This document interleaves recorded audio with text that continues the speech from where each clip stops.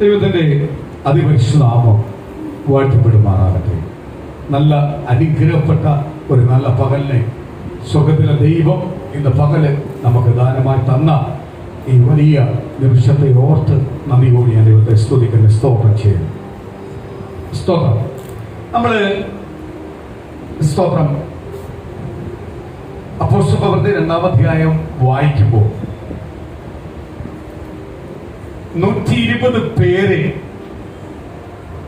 ദൈവത്തെ വേർവിട്ട് ആരാധിക്കുവാൻ വേണ്ടി 120 പേരെ ആ വചനം വായിക്കുമ്പോൾ നമുക്ക് കാണിച്ചു തരും.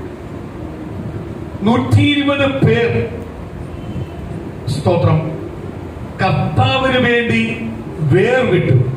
ഒരു ദിവസമല്ല, അനേക ദിവസങ്ങൾ രാവും പകലും അവർ വന്ന് വേർവിട്ടിരുന്ന് ദൈവത്തെ പ്രാർത്ഥിക്കും. ആ പ്രാർത്ഥന പുറത്ത് മറ്റുള്ളവർ കേൾക്കാതിരിക്കാൻ വേണ്ടി അവർ രഹസ്യത്തിലായിരിക്കും എന്ത് ചെയ്യുന്നത്, അവർ പ്രാർത്ഥിക്കുന്നത്.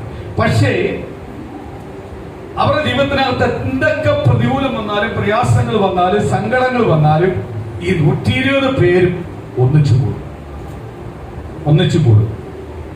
അവര് ആ ഒന്നിച്ചു കൂട്ടി വില കൊടുത്തപ്പോൾ ദൈവത്തിന്റെ പരിശുദ്ധാത്മാവ് ഇറങ്ങി വന്നു. ആദ്യം അവരുടെ ജീവിതത്തിൽ നിന്ന് എടുത്തു മാറ്റിയത് ഭയമാണ്. മറ്റുള്ളവർ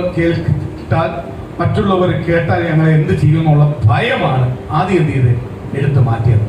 അതാണ് പറയുന്നത്, കുടിയെ കാറ്റടിക്കുന്നത് പോലെ പെട്ടെന്നൊരു ഭൂകമ്പം ഉണ്ടായി. ദൈവശക്തിയോടെ വെളിപ്പെട്ടു. അവർക്ക് എന്ത് ചെയ്യാൻ പറ്റിയില്ല, അടങ്ങിയിരിക്കാൻ പറ്റിയില്ല. അവർ പരസ്യമായി ആരെ ആരാധിച്ചു? ദൈവത്തെ ആരാധിച്ചു. അപ്പൊ അനേകർ ഓടിക്കൂടി ആ റൂമിലേക്ക്, ആ മാളിക മുകളിലേക്ക് അനേകർ ഓടിക്കൂടി. 120 പേരെ നോക്കി നിന്നു.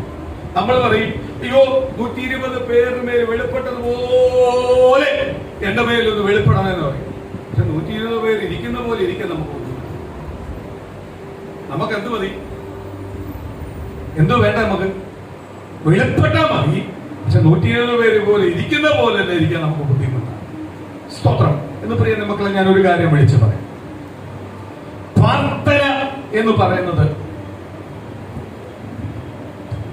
ഭയങ്കര വില കൊടുക്കുന്ന സാധനവുമാണ്, അതേപോലെ പവർഫുള്ളുമാണ് പ്രാർത്ഥന.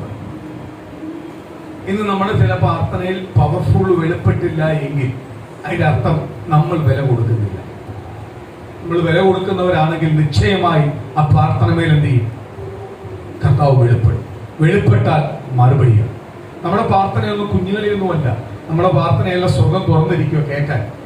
സ്വർഗം തുറന്നിരിക്കുന്നെന്ന് പറഞ്ഞതിന്റെ അർത്ഥം എന്തുവാ? യേശു കേട്ടോണ്ടിരിക്കുക. പ്രാർത്ഥന നിമിഷ നേരത്തിനകത്ത് ആര് മറുപടി തരും? സ്തോത്രം. ഇപ്പം ഒരു സ്തോത്രം, ഞാൻ ഈ അടുക്ക കണ്ടതിൽ ഞാൻ കുറച്ച് കാര്യം പറയാം. ദൈവത്തിന്റെ ആലോചന എന്ന് പറയുന്നത് നമ്മളെ കാത്തിരിക്കാൻ വേണ്ടി. ദൈവം നമുക്ക് ദൂത് നൽകുന്നതും ആലോചന നൽകുന്നതും കാത്തിരിക്കാൻ വേണ്ടിയാണ്. ഏത് പ്രതികൂലം വന്നാലും പ്രയാസം വന്നാലും നമ്മൾ അവിടെ വെച്ച് പറയണം. നമ്മൾ ഉള്ളിനകത്ത് പറഞ്ഞുകൊണ്ടിരിക്കണം, ഞാൻ ഇതിനകത്തൊന്നും വീഴത്തില്ല. കാര്യം എന്റെ ദൈവം എനിക്ക് വെച്ചിരിക്കുന്ന വാഗ്ദത്തങ്ങൾ വേറെയാണ്. എന്നോട് കർത്താവ് പറഞ്ഞിരിക്കുന്ന വാഗ്ദത്തം വേറെയാണ്. ആ വാഗ്ദത്തം എന്റെ ദൈവം പറഞ്ഞിട്ടുണ്ടെങ്കിൽ അത് ഞാനും എന്റെ കുടുംബവും ചെയ്യും, അത് പ്രാപിക്കും. ഇതിനൊന്നും അതിനെ എന്ത് ചെയ്യാൻ പറ്റത്തില്ല, തകർക്കാൻ പറ്റത്തില്ല. നിങ്ങളുടെ ഫ്രണ്ടിൽ ലക്ഷണം നോക്കി പറയുന്ന വ്യക്തികളല്ല പറഞ്ഞത്, ദൈവത്തിന്റെ ആത്മാവിലാണ് നിങ്ങളോട് സംസാരിച്ചത്, പ്രവചിച്ചത്. ലക്ഷണം പറയുന്നവര് നിങ്ങളെ കണ്ടു കഴിഞ്ഞാൽ നിങ്ങൾ ഇച്ചിരി സ്തോത്രം അടുക്കും ചുറ്റുമുള്ള ആള്, നിങ്ങളെ ഭാവി നല്ലതാ, നിങ്ങളെ സ്തോത്രം, നിങ്ങൾ ഇങ്ങനൊന്നും ഇരിക്കേണ്ട ആളല്ല. ഇങ്ങനൊന്നും അല്ല കർത്താവ് നമ്മളോട് പറഞ്ഞു. ദൈവം ദൂത് നമ്മളോട് പറഞ്ഞു, നിന്റെ കുടുംബത്തിനകത്ത് ഇന്നത് നടക്കാൻ പോവുക, ദൈവം നിന്റെ ജീവിതത്തിനകത്ത് ഇന്നത് ചെയ്യാൻ പോവുക. ദൈവം ശക്തമായിട്ടാ പറഞ്ഞത്.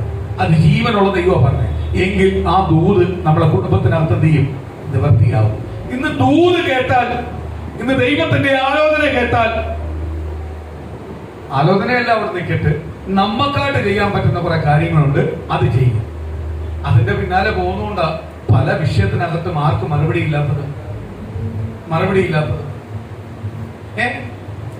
നമുക്ക് മറുപടി ഇല്ലാത്തതിന്റെ വിഷയമല്ല.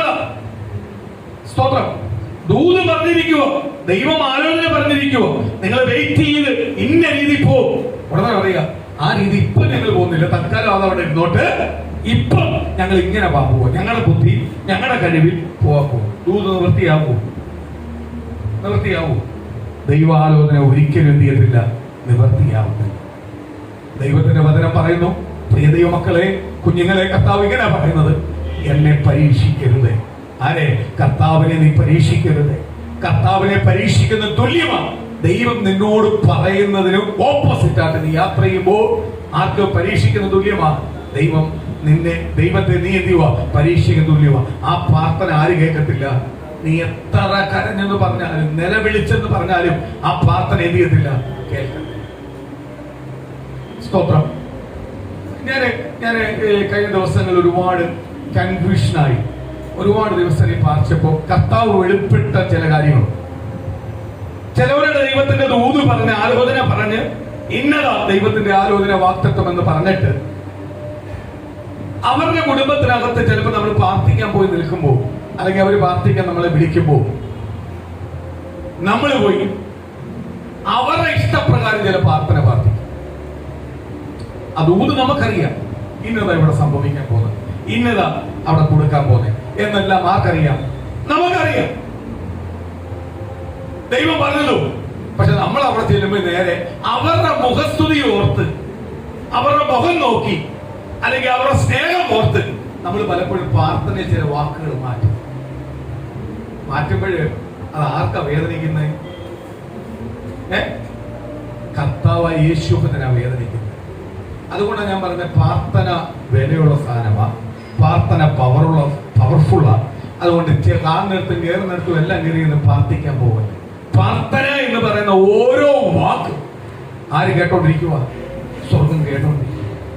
സ്വർഗത്തിലെ ദൈവത്തിന്റെ ദൂത് കേട്ടോണ്ടിരിക്കുക. കർത്താവേ, അങ്ങനെ വാക്തത്വം നിവൃത്തിയാവട്ടെ, അങ്ങനെ ദൂത് നിവൃത്തിയാവട്ടെ. അത് നന്മയായാലും തിന്മയായാലും അതേ നിവൃത്തിയാവാം എന്ന് പ്രാർത്ഥിക്കൂ. കർത്താവേ, ഇവിടുത്തെ മോളെ അനുഗ്രഹിക്കണം, മോനെ അനുഗ്രഹിക്കണം. മോളും എവിടെ നിൽക്കുക? ദൈവത്തിന്റെ വചനത്തിന് വിപരീതമായിട്ട് നിൽക്കുക. അപ്പൊ മോളെ അനുഗ്രഹിക്കണേ, മോനെ അനുഗ്രഹിക്കണേ, ഈ കുടുംബത്തിലേക്ക് ഇറങ്ങി വരണമേ എന്ന് പ്രാർത്ഥിക്കാൻ പറ്റുമോ? അങ്ങനെ പ്രാർത്ഥിക്കുന്നുവെങ്കിൽ അതിന്റെ അർത്ഥം എന്തുവാ? നമ്മൾ മുഖവശം നോക്കി, അത് മുഖവശം നോക്കി പറയുന്ന ഒരുപാട് വേറെ ആൾക്കാരുണ്ട്. അതിനല്ല കർത്താവ് നിന്നെ വിളിച്ചിരിക്കുന്നത്. കർത്താവ് പ്രാർത്ഥിക്കാൻ പറ്റത്തില്ലെങ്കിൽ പ്രാർത്ഥിക്കാതിരിക്കും. സ്തോത്രം. ദൈവം പ്രാർത്ഥന എന്ന് പറയുന്നത് പവർഫുള്ളാ. പ്രാർത്ഥിക്കേണ്ട രീതിയിലാണ് പ്രാർത്ഥിക്കേണ്ടത്. അവിടെ മുഖവശമില്ല. അവിടെ ദൈവം ആലോചന പറഞ്ഞിട്ടുണ്ട്, ദൂത് പറഞ്ഞിട്ടുണ്ട്, അവിടെ മുഖവശമില്ല. സ്തോത്രം. ഞാൻ കഴിഞ്ഞ ദിവസം ഒരു ദൈവദാസന്റെ കാര്യം കേട്ടപ്പോ എനിക്ക് സ്തോത്രം സന്തോഷം തോന്നിയത്. ഒരു മീറ്റിംഗ് തുടങ്ങിക്കൊണ്ടിരിക്കുക. അവിടുത്തെ ഒരു പ്രമാണി ഈ സഭയ്ക്കകത്ത് സ്പെഷ്യൽ മീറ്റിംഗ് ആയതുകൊണ്ട് ഫ്രണ്ടിൽ ഇരുന്ന് അന്വേഷിക്കുക സ്തോത്രം എല്ലാം പറഞ്ഞുകൊണ്ടിരിക്കുക. ഈ ദൈവദാസൻ കയറി വരുക, ശുശ്രൂഷിക്കാൻ വേണ്ടി കയറി വരുക. ഇവിടെ ആരാധന തുടങ്ങി, മീറ്റിംഗ് എല്ലാം തുടങ്ങി, കയറി വരുക. അവിടെ ഇരിക്കുന്ന ആരുമായിട്ട് ഈ ദൈവദാസന് ഒരു പരിചയമില്ല. ദൈവദാസന് ഒരു പരിചയമില്ല. ഈ ദൈവദാസൻ കയറി വന്ന് ശുശ്രൂഷിക്കാൻ മൈക്ക് കൊടുത്തപ്പോഴേ പറഞ്ഞ്, ദൈവത്തെ പരീക്ഷിക്കല, ദൈവത്തോട് വേണം നിന്റെ ഈ തരിക. കയറി വന്നപ്പോഴേ ഏറ്റവും കൂടുതൽ സ്വത്രം അല്ലെങ്കിൽ എല്ലാം അദ്ദേഹത്തിൽ നിന്നാ കേൾക്കുന്നത്. പുള്ളി മൈക്ക് എടുത്തപ്പോഴേ പറഞ്ഞു, ദൈവത്തെ നീ പരീക്ഷിക്കൽ, നിന്റെ പരിപാടി ഒന്നും കൂടെ നടക്കത്തില്ല. അവിടെ നിന്നവർക്കെല്ലാം ഞെട്ടലായി. അങ്ങനെ ഈ പുള്ളി കാണിക്കുന്നത് എല്ലാവർക്കും അറിയാം, പുള്ളി എന്താണെന്ന് എല്ലാവർക്കും അറിയാം. സ്തോത്രം. ദേവദാസ ശുശ്രൂഷിച്ച് പോയി. അപ്പോഴത് അവിടെ ഒരു വലിയൊരു ചർച്ചയായി പലരും. സ്തോത്രം. ഇത്രയെല്ലാം ശക്തമായി ശുശ്രൂഷിച്ച ദേവദാസൻ ഇന്ന് വട്ടപൂജ്യത്തിലാണ് പോകുന്നത്. ഈ വിശ്വാസ പ്രമാണത്തിൽ നിന്നെല്ലാം പോയിട്ട് വട്ടപൂജ്യത്തിലാണ് പോകുന്നത്. പുള്ളിയെ പറ്റി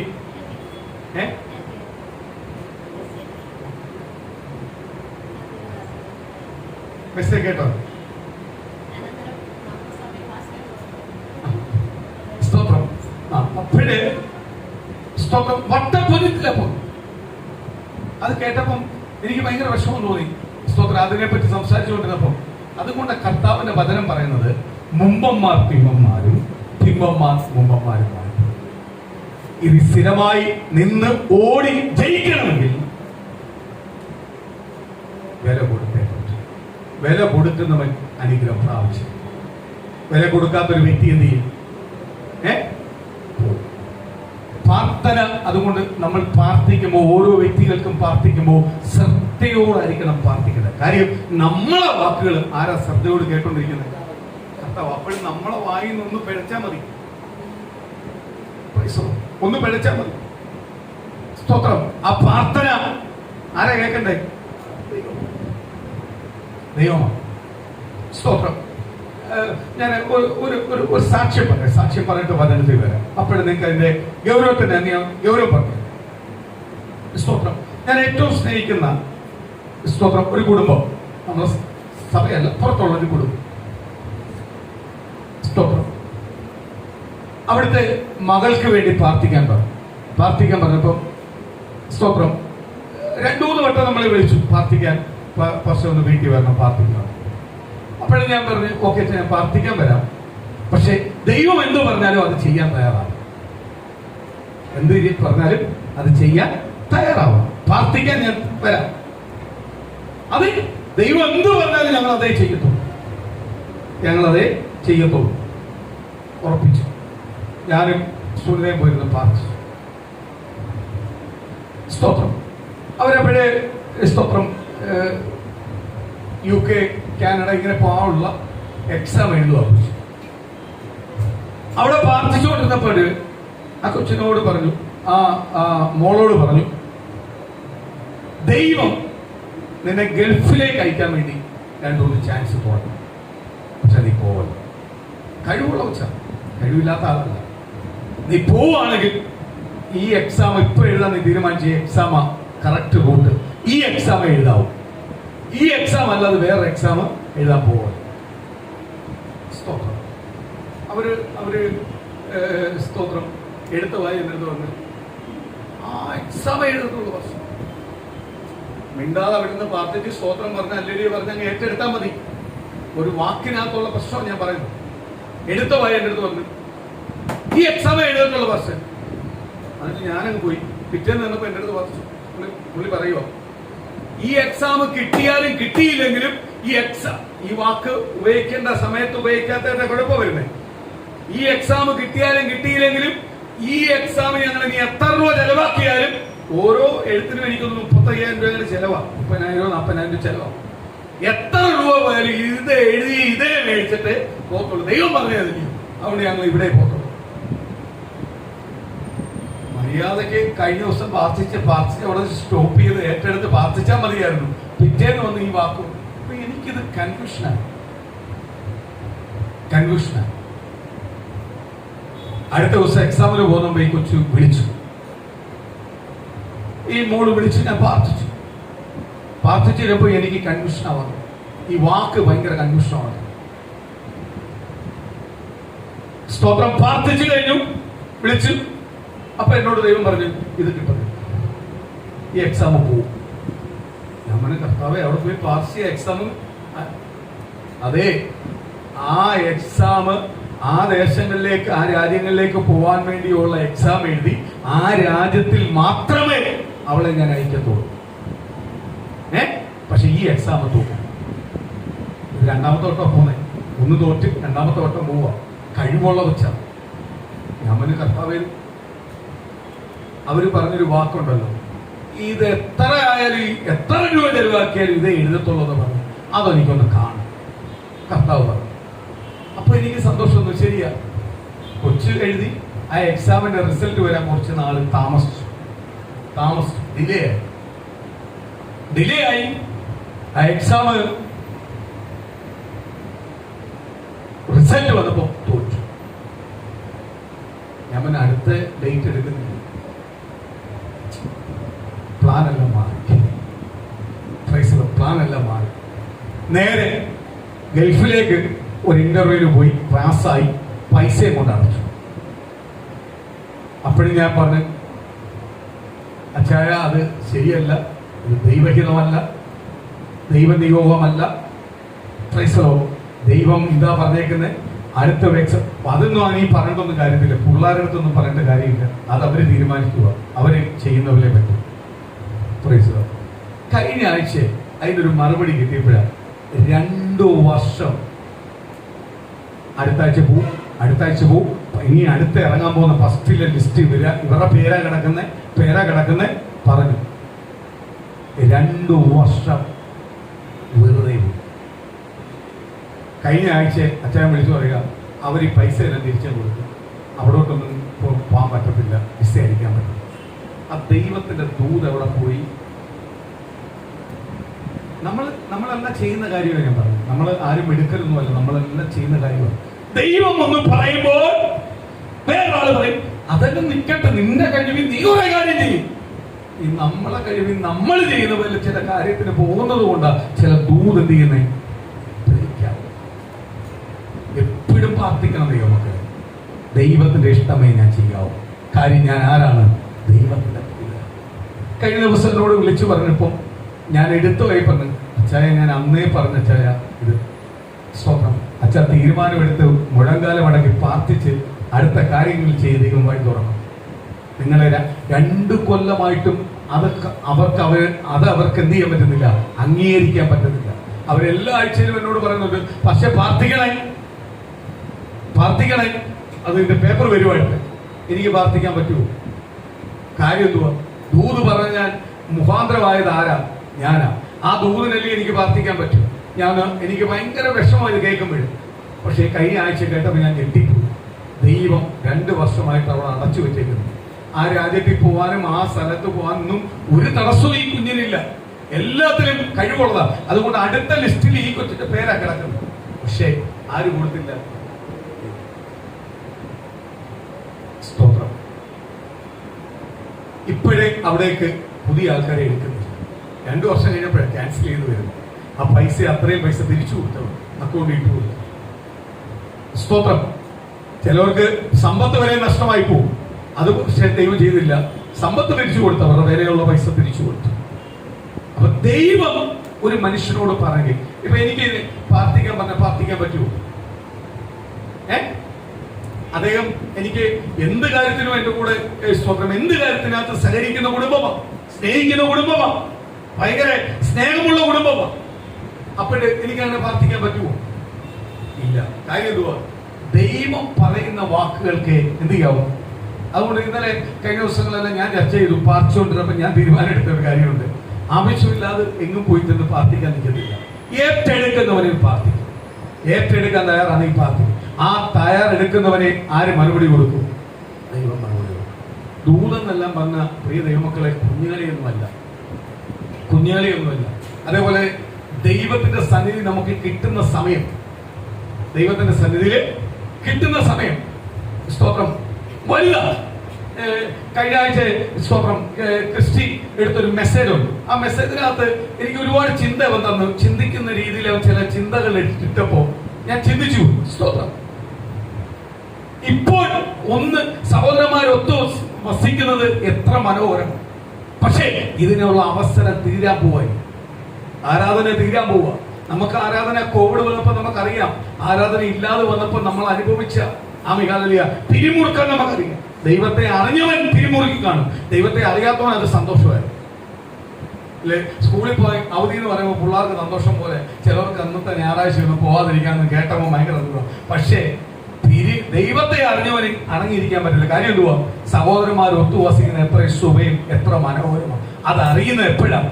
സൺഡേ സർവീസിന് അങ്ങോട്ട് വന്ന് എല്ലാ ദൈവമക്കളും അങ്ങോട്ട് ഒന്നിച്ചിരുന്ന് ആരാധിക്കുമ്പോൾ അവിടെ രോഗം മാറുന്നു, ക്ഷീണം മാറുന്നു, അല്ലെങ്കിൽ മാനസിക ക്ലേശം മാറുന്നു, ഭാരം മാറുന്നു. ഏത് പ്രതികൂലമായാലും എന്ത് ചെയ്യാൻ പറ്റും? അത് സന്തോഷിക്കാൻ പറ്റും. ഇത് ആന്റി പറഞ്ഞില്ലേ, നീരെല്ലാം അവരും വന്നിരിക്കും. അതാണ് ആരാഗ്രഹിക്കുന്നത്, കർത്താവ് ആഗ്രഹിക്കുന്നത്. അതേപോലെ തന്നെ സ്തോത്രം ഒരു കാര്യം പറഞ്ഞപ്പോൾ എനിക്ക് ഭയങ്കര സന്തോഷം തോന്നി. സ്തോത്രം മകളാമണി ആന്റി പറഞ്ഞ് ഹോസ്പിറ്റലിൽ കൊടുക്കാൻ എനിക്ക് ഏറ്റവും വെറുപ്പുള്ള സാധനമാണ്. എന്റെ പൈസ ഞാൻ ആർക്ക് വേണമെങ്കിലും കൊടുക്കും, എന്നെ കബളിപ്പിച്ചോണ്ട് പോയാലും കുഴപ്പമില്ല. പക്ഷെ ഈ ഡോക്ടർമാർക്ക് കൊടുക്കുന്നത് എനിക്ക് ഭയങ്കര കാര്യം. ഇവന്മാരുടെ ചില ഉപദേശം ഉണ്ടല്ലോ അങ്ങോട്ട് കയറ്റിയിരുന്നത്. കാര്യം ഈ ഉപദേശം എനിക്ക് ഉൾക്കൊള്ളാൻ പറ്റുന്നില്ല. കാര്യം അതിലും വലിയൊരു വൈദ്യൻ എന്റെ അകത്തിരിക്കും. നിനക്ക് ക്യാൻസർ എന്ന് പറയുമ്പോ, നിന്റെ വലത്തെ കൈ നിനക്ക് ക്യാൻസർ എന്ന് പറയുമ്പോ, അല്ലെങ്കിൽ നിനക്ക് ബ്രസ്റ്റ് ക്യാൻസർ എന്ന് പറയുമ്പോ അതിനെ മുറിച്ചു കളയാനാണ് നീ പറയുന്നത്. പക്ഷേ എന്റെ തമ്പുരാൻ തന്നതിനെ മുറിക്കാതെ ആ ക്യാൻസറെ മാറ്റാൻ കഴിവുള്ളവനാ എന്റെ തമ്പുരാൻ എന്നുള്ള ഒരു അമികളെ കാഴ്ചപ്പാടിന്റെ ഉള്ളിൽ കിടക്കുന്ന കാലത്തോളം നീ പറയുന്നത് മുറിച്ചു കളയാൻ എന്നെ കൊണ്ട് പറ്റത്തില്ല. കാര്യം അതിനപ്പുറത്തൊരു തമ്പുരാനെ ഞാൻ സേവിച്ചുകൊണ്ട് നിൽക്കണം.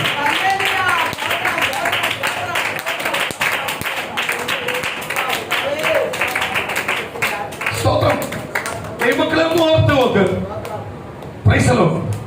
എത്ര വലിയ ഡോക്ടറാണ് എന്ന് പറഞ്ഞാലും ആ ഡോക്ടർ പറയുന്നത് ഒരു ദൈവ പൈതലിന് ഉൾക്കൊള്ളാൻ പറ്റാത്തതിന്റെ കാര്യം എന്തോന്ന് അറിയാമോ? അതിലും വലിയൊരു വൈദ്യന നമ്മളകത്തിരിക്കുന്നത്, യേശു ഇരിക്കുന്നത്. അവൻ ഭയപ്പെടുത്തുന്ന കാര്യം പറയുമ്പോൾ അകത്തിരിക്കുന്ന മനുഷ്യൻ പറയും നീ ഭയപ്പെടുന്നത്. അതുകൊണ്ട് ഇവർക്ക് അങ്ങോട്ട് പൈസ കൊടുക്കുന്ന കാര്യത്തിൽ ഇവരുടെ കാര്യങ്ങളെല്ലാം പറയുമ്പോൾ അങ്ങോട്ട് വിശ്വസിക്കാനെല്ലാം ബുദ്ധിമുട്ടാണ്. സ്വതന്ത്രം ഏറ്റെടുക്കാൻ ബുദ്ധിമുട്ടാണ്. തലയാട്ടിയെല്ലാം ഇരുന്നാലും നമുക്ക് അങ്ങോട്ട് മനസ്സുകൊണ്ട് ചെയ്യാൻ പറ്റുന്നില്ല. ഏറ്റെടുക്കാൻ ബുദ്ധിമുട്ടാണ്. സ്തോത്രം. ഒരു 4 കൊല്ലത്തിന് മുമ്പേ സ്തോത്രം ശാരീരികമായുള്ള അസ്വസ്ഥ വന്ന് അമികളിൽ സ്തോത്രം ഒരു ഡോക്ടറിന്റെ അടുത്ത് ഫ്രണ്ടിൽ പോയിരിക്കുമ്പോൾ ഡോക്ടർ എനിക്ക് ചെക്കപ്പിന് വേണ്ടി എഴുതി തന്നു ഒരു ലിസ്റ്റ്, ഒരു വലിയ ലിസ്റ്റ് എഴുതി തന്നു. സ്തോത്രം. എന്തുവാന്നറിയാൻ വേണ്ടി പോയതാണ്, അല്ലാതെ ട്രീറ്റ്മെന്റിന് വേണ്ടി പോയതല്ല. എന്തുവാന്നറിയാം, ഭയപ്പെട്ടു പോയി. ആ സമയത്ത് ഒരു ലിസ്റ്റ് എഴുതി തന്നു. അത് വീടിനകത്ത് ചിലവര് വന്നിട്ട് പേടിപ്പിച്ചതാണ്. ഇത് കാണിച്ച് ഞാൻ അതുകൊണ്ട് പറയാം, ഒരു മനുഷ്യന്റെ അഭിപ്രായത്തിൽ നിൽക്കല്ലേ, ഇവര് പേടിപ്പിക്കത്തേ ഉള്ളൂ. ഇവരൊന്നും എന്ത് ചെയ്യത്തില്ല, കൂടെ നിൽക്കത്തില്ല, ഇവര് പേടിപ്പിക്കത്തേ ഉള്ളൂ. ഇവരുടെ പരിപാടി ഇതാ. ഈ ലിസ്റ്റ് തന്നിട്ട് ഈ ലിസ്റ്റും കൊണ്ട് ഇത്രയും ചെക്കപ്പ് നടത്തണം. എന്നിട്ട് പുള്ളി പറയാ എല്ലാം അടിച്ചു പോയിട്ടുണ്ട്, ഇത് ചെക്കപ്പ് ചെയ്തേ പറ്റത്തുള്ളൂ. സ്തോത്രം.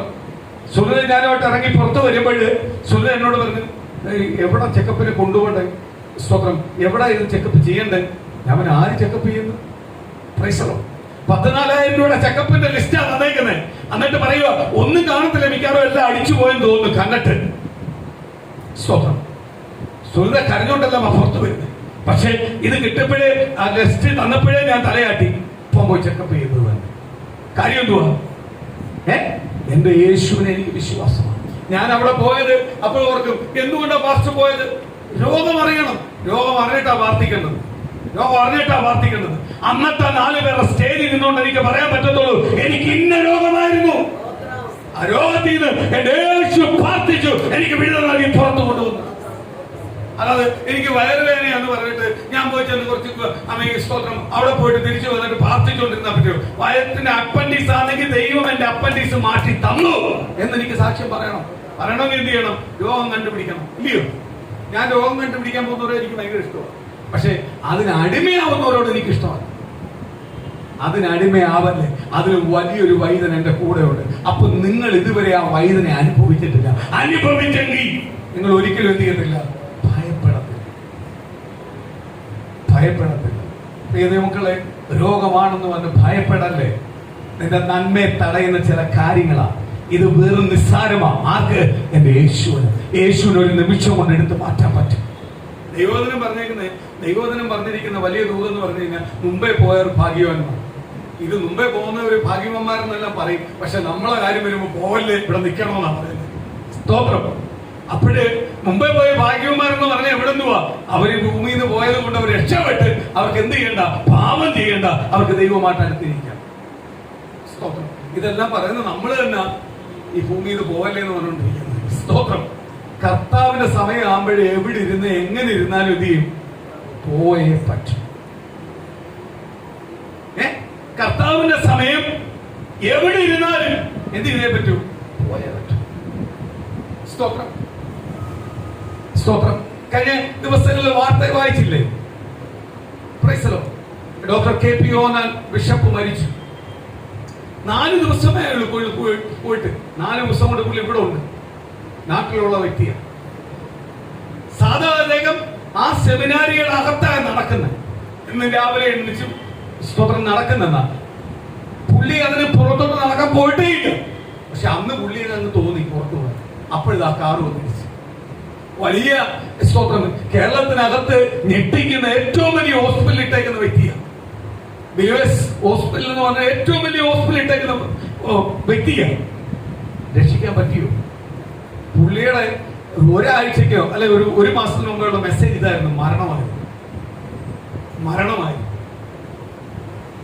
കാറിപ്പോകുമ്പോൾ മരണം, എപ്പം വേണമെങ്കിലും മരണം ഉണ്ടാവാം. ഒരു സങ്കീർത്തനത്തിന്റെ ഭാഗം എടുത്ത് പുള്ളി വായിച്ചിട്ട് പുള്ളി പ്രബോധിക്കുന്നതായിരുന്നു: കാറിൽ പോയിക്കൊണ്ടിരിക്കുമായിരിക്കും മരണം. ഇതെല്ലാം പ്രസംഗിച്ച് കഴിഞ്ഞ 2-3 ആഴ്ച മുമ്പുള്ള ഒരു മെസ്സേജ് ആയിരുന്നു.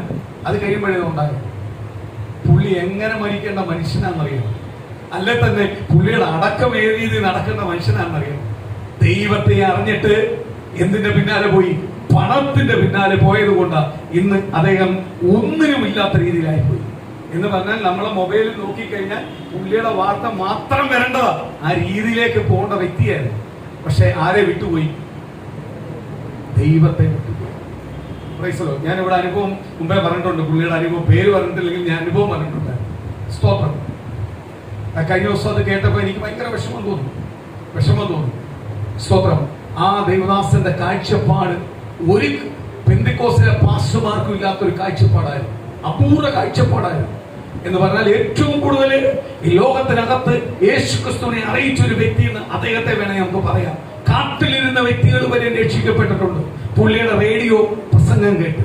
അനേകം മദ്യപാനം വിട്ടിട്ടുണ്ട്. അനേകം യേശുവിനെ അറിഞ്ഞിട്ടുണ്ട്. അത്രയ്ക്ക് കൃപാവരുള്ള ദൈവദാസന. ഒറ്റ നിമിഷം കൊണ്ട് പണം നിർത്താൻ വേണ്ടി ആരുടെ പിന്നാലെ പോയി? പിശാചിന്റെ പിന്നാലെ പോയി. അതുകൊണ്ട് എന്ത് സംഭവിച്ചു? മരണവും ഒരു വല്ലാത്ത ദുരന്തമായ ഒരു മരണവുമായി. സ്തോത്രം. ഇപ്പൊ ആക്സിഡന്റ് മരണം കിട്ടിയെന്ന് പറഞ്ഞ് സ്വർഗത്തിൽ പോകാതിരിക്കോ എന്നല്ല പറഞ്ഞത്. ഞാൻ ഒരു കാര്യം വ്യക്തമായിട്ട് പറയാം. ഇന്ന് നമ്മളെ മരണ ശുശ്രൂഷിക്കുന്നില്ലല്ലോ. ചങ്കൂറ്റത്തോട് പറയാൻ എത്ര ദൈവദാസന്മാർക്ക് കഴിയും? ഈ ബോഡി സ്വർഗത്തിൽ പോവുകയും മരിച്ചു കിടക്കുന്ന വ്യക്തി സ്വർഗത്തിൽ പോകത്തില്ലയോ എന്ന് പറയാൻ എത്ര ദൈവദാസന്മാർക്ക് കഴിയും? പറയത്തില്ല.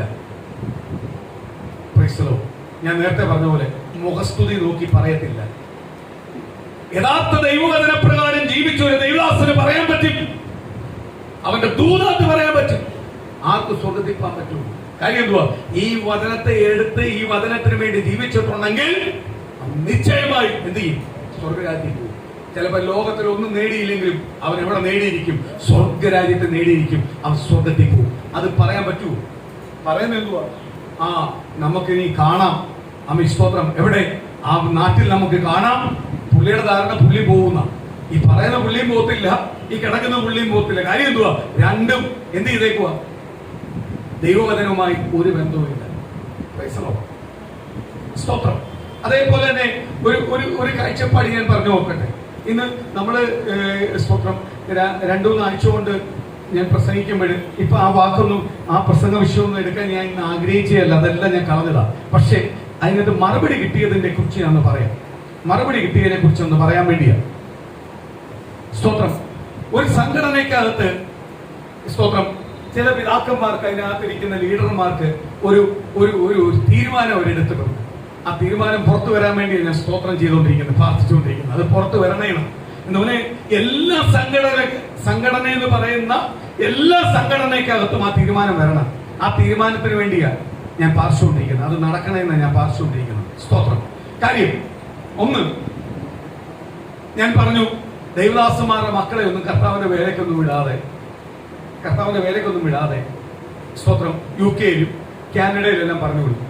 ഇപ്പൊ സംഘടനയിലെ നേതാക്കന്മാർ തീരുമാനം ഒരു സംഘടന എടുത്തിട്ടുണ്ട്. അത് പുറത്തു വന്നിട്ടില്ല. അത് പുറത്തു വരാൻ സമ്മതിക്കുന്നില്ല ബാക്കിയുള്ളവർ. അത് പുറത്തു വരണേന്ന് ഞാൻ പ്രാർത്ഥിക്കുന്നു. സ്തോത്രം. അങ്ങനെ പാസ്റ്റർമാരുടെ മക്കൾ എവിടെങ്കിലും കാനഡയിലോ UK-യിലോ ജോലി ചെയ്യുന്നുണ്ടെങ്കിൽ, പഠിക്കാൻ പോയിട്ടുണ്ടെങ്കിൽ, ആ പാസ്റ്റർമാർക്ക് സ്ഥലമാറ്റം ചെയ്യുമ്പോൾ 3 വർഷം കഴിയുമ്പോൾ സ്ഥലമാറ്റമുണ്ട്. 3 വർഷം കഴിയുമ്പോൾ സ്ഥലമാറ്റം ചെയ്യുമ്പോൾ കൊച്ചു സഭയെ കൊടുക്കത്തുള്ളൂ, വലിയ സഭ കൊടുക്കത്തില്ല. നിങ്ങൾ വലിയ പാർട്ടിയായിട്ടല്ലേ നിങ്ങളെ മക്കളെ വിട്ടേക്കുന്നത്. ഇനി നിങ്ങൾ വലിയ സഭ ഇരിക്കണ്ട. 1 ലക്ഷം രൂപ ശമ്പളം മേടിക്കുന്ന സഭ ഇനി ഇരിക്കണ്ട. നിങ്ങൾ കൊച്ചു സഭയിരുന്ന. സ്തോത്രം. വിശ്വാസികൾക്കല്ലേ ഇത് കേട്ട് ഭയങ്കര സന്തോഷമായിട്ട് ഇരിക്കുക. സ്തോത്രം. പല വിശ്വാസികളുടെ അഭിപ്രായം ചോദിച്ചപ്പം എല്ലാവർക്കും വലിയ സന്തോഷം. ഈ നിയമം പുറത്തു വരണേ എന്ന് പറഞ്ഞുകൊണ്ടിരിക്കുക. അത് എല്ലാ സംഘടനയിലും വരണമെന്നാണ് പ്രാർത്ഥിക്കുന്നത്. കാര്യം എന്തുവാ? ഇത് കണ്ട് മടുത്ത് കർത്താവിന്റെ വേലയ്ക്ക് വേണ്ടി ഏറ്റവും കൂടുതൽ വചനം പ്രസംഗിക്കുന്ന ദൈവദാസന്മാരുടെ മക്കളെ കർത്താവിന്റെ വേലയ്ക്ക് വിടാൻ പറ്റും. അവരങ്ങ് ആനയാണ്, അവര് മലമറിച്ചവരല്ല. പക്ഷെ മക്കളെ ചോദിക്കുമ്പോഴും എന്റെ മോൻ വിപ്പോയില്ല, എന്റെ മോൻ കാനഡയില്ല, എന്റെ മോൻ അല്ലെങ്കിൽ എഞ്ചിനീയറാ, എന്റെ മോൻ നേഴ്സാ, ഇങ്ങനെയല്ല പറയുന്നത്. അല്ലാതെ ദൈവവേലയ്ക്കാന്ന് പറയാൻ. അപ്പോഴെന്തും ഈ ദൈവവേല അത്രയ്ക്ക് കുറഞ്ഞ ജോലിയാണ്, കുറഞ്ഞ പണിയാണ്. ഏറ്റവും ശ്രേഷ്ഠമായ പദവിയാണ് ദൈവവേല. എന്റെ മക്കളെ ഇതല്ലാതെ വേറൊന്നത്തിലേക്ക് എന്റെ മക്കളെ നാം ഈ കാലയിൽ തുറന്നു കൊടുക്കാൻ അല്ലെങ്കിൽ പറഞ്ഞയക്കാൻ വേറൊരു മാർഗവും. ഇതാണ് ഏറ്റവും വലിയ മാർഗം, അന്യങ്കരപ്പെട്ട മാർഗം. സ്തോത്രം. അപ്പോൾ അവർക്ക് പോലും ആ കാഴ്ചപ്പാടില്ലാതെ അവർ പ്രസംഗിച്ചിട്ട് കാര്യമുണ്ടോ? ആ നിയമം വരുന്നു. ഒന്ന്, ആ നിയമം അങ്ങനെ വരാൻ പോവുക, അതിനെ ഓർത്ത് ഞാൻ സ്തോത്രം ചെയ്യുക, അത് പുറത്തു വരാൻ. കഴിഞ്ഞ കുറച്ച് ആഴ്ചകളിൽ ഞാൻ പ്രസംഗിക്കുമ്പോൾ ഈ വിഷയങ്ങൾ പ്രസംഗിക്കുമായിരുന്നു. ദൈവം മറുപടി കണ്ടോ? ഞാൻ പോലും അറിയാതെ ഇന്നലെ കഴിഞ്ഞ ദിവസം എന്റെ ഭവനത്തിനകത്ത് ഒരു സഹോദരൻ വന്നിട്ട് പറയാം, പാസ്റ്റർ പ്രസംഗിക്കുന്ന ഒരു വിഷയം വരാൻ പോവുക. സ്തോത്രം.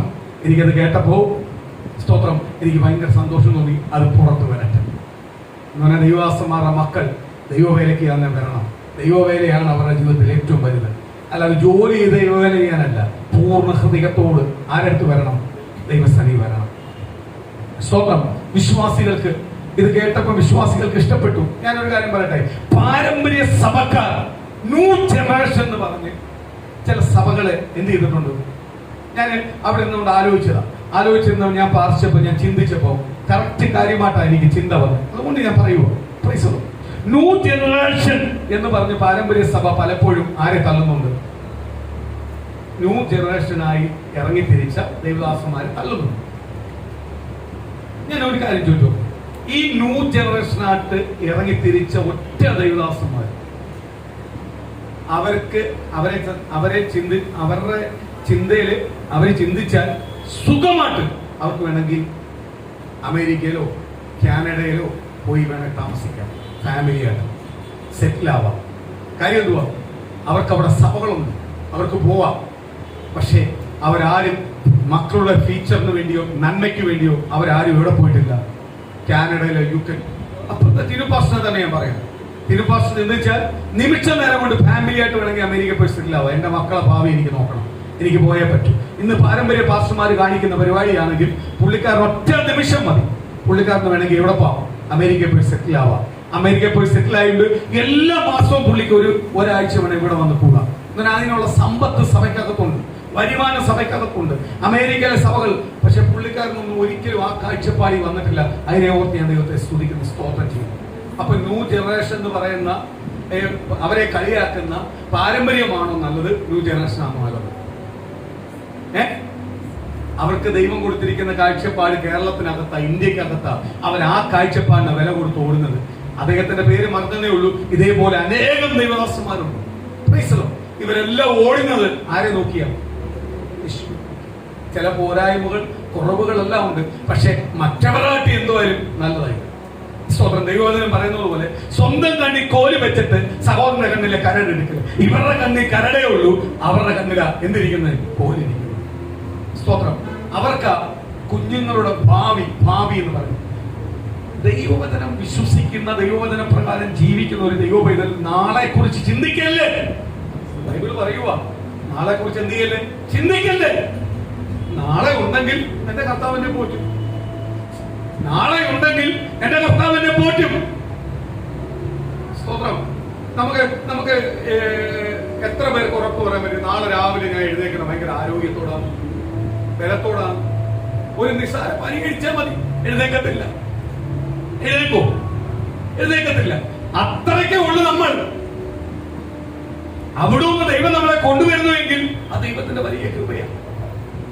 സ്തോത്രം. നാളത്തേക്ക് നിങ്ങൾ കരുതി വെക്കല്ലേ. നിങ്ങൾ ഓടണ്ടേ ആർക്ക് വേണ്ടിയാണ്? ദൈവത്തിന് വേണ്ടിയാണ്.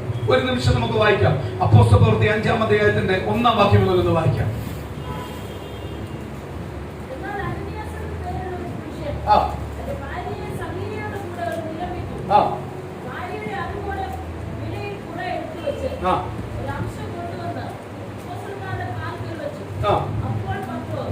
ഒരു മിനിറ്റ്. അനനിയാസ് അവന്റെ ഭാര്യയെ ഒരു നിലനിട്ടു. അതിന് മുമ്പുള്ള അധ്യായത്തിന്റെ അവസാനത്തെ വാക്യത്തിനകത്ത് മനസ്സിലാക്കും എന്തുവാ? ജനങ്ങൾ വന്നു. ഈ 120 പേർ മർക്കോസിന്റെ മാളികയിൽ ആരാധിച്ചപ്പോൾ നടന്ന വിടുതലുണ്ടല്ലോ, പരിശുദ്ധാത്മാവിന്റെ ശക്തി ഉണ്ടല്ലോ. ഇത് കണ്ട് ജനങ്ങൾ എല്ലാം എവിടോട്ട് വരുക? ദൈവസഭയ്ക്കകത്തോട്ട് ഓടിക്കേറുക. ദൈവസഭയ്ക്കകത്ത് അങ്ങോട്ട് ഓടിക്കേറാൻ തുടങ്ങിയപ്പോൾ അവർക്കുള്ളതെല്ലാം വിറ്റ് അവരെവിടെ കൊണ്ട് കൊടുക്കുക? അപ്പോസ്തലന്റെ കാൽക്ക് കൊണ്ട് കൊടുക്കുക. കാര്യം, അവർ ഇത്രയും കാലം അനുഭവിച്ച നന്മയുടെ കാട്ടി വലിയ നിധിയാ എവിടെ നടക്കുന്നത്?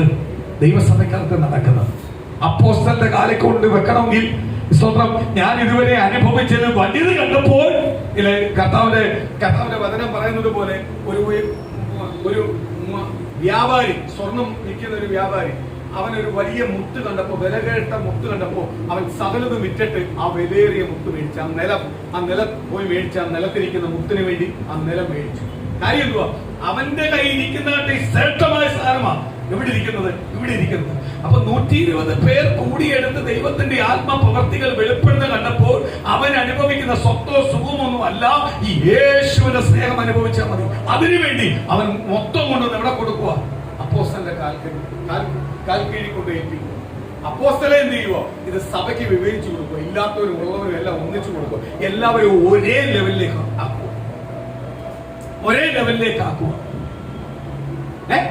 ഇന്ന് അങ്ങനെയാണോ സഭയ്ക്കകത്ത് ചേരിയ? ഇങ്ങനെ ഒരു ടീം, ഒരു ഗ്രൂപ്പ്, ഇങ്ങനെ ഒരു ഗ്രൂപ്പ്, ഇങ്ങനെയല്ല സഭയ്ക്കകത്ത്. നമ്മളെ സഭയ്ക്കകത്തേ ഉള്ളൂ ഇല്ലാത്ത ഇങ്ങനെയുള്ള ഗ്രൂപ്പിലാണ് സഭ പോയിക്കൊണ്ടിരിക്കുന്നത്. അന്നത്തെ സഭ അതല്ല. ഇന്ന് നമ്മളെ സഭ നിൽക്കുന്ന അതേ കാഴ്ചപ്പാടാണ് അന്ന് സഭ നിൽക്കുന്നത്. ആർക്കാ പ്രാധാന്യം? യേശുവിനെ പ്രാധാന്യം. അത് കണ്ടപ്പോ അനനിയാസിനും ഭാര്യയ്ക്കും ഒരു പ്രത്യേക താല്പര്യം തോന്നി. കാര്യം, മക്കളിൽ അവര് പറഞ്ഞു, നമുക്ക് ഒരു കാര്യം ചെയ്യാം, അതേപോലെ ഒന്ന് ചെയ്യാം. എന്തുകൊണ്ട്? ആ ദൈവത്തിന്റെ സ്നേഹമാണ് നമുക്ക് വേണ്ടത്. ഭാര്യയും ഭർത്താവും തീരുമാനമെടുത്തു. അത് ഒന്നാം വാക്യം പോലെ ഒന്ന് വായിക്കും, പെട്ടെന്ന് വായിക്കും.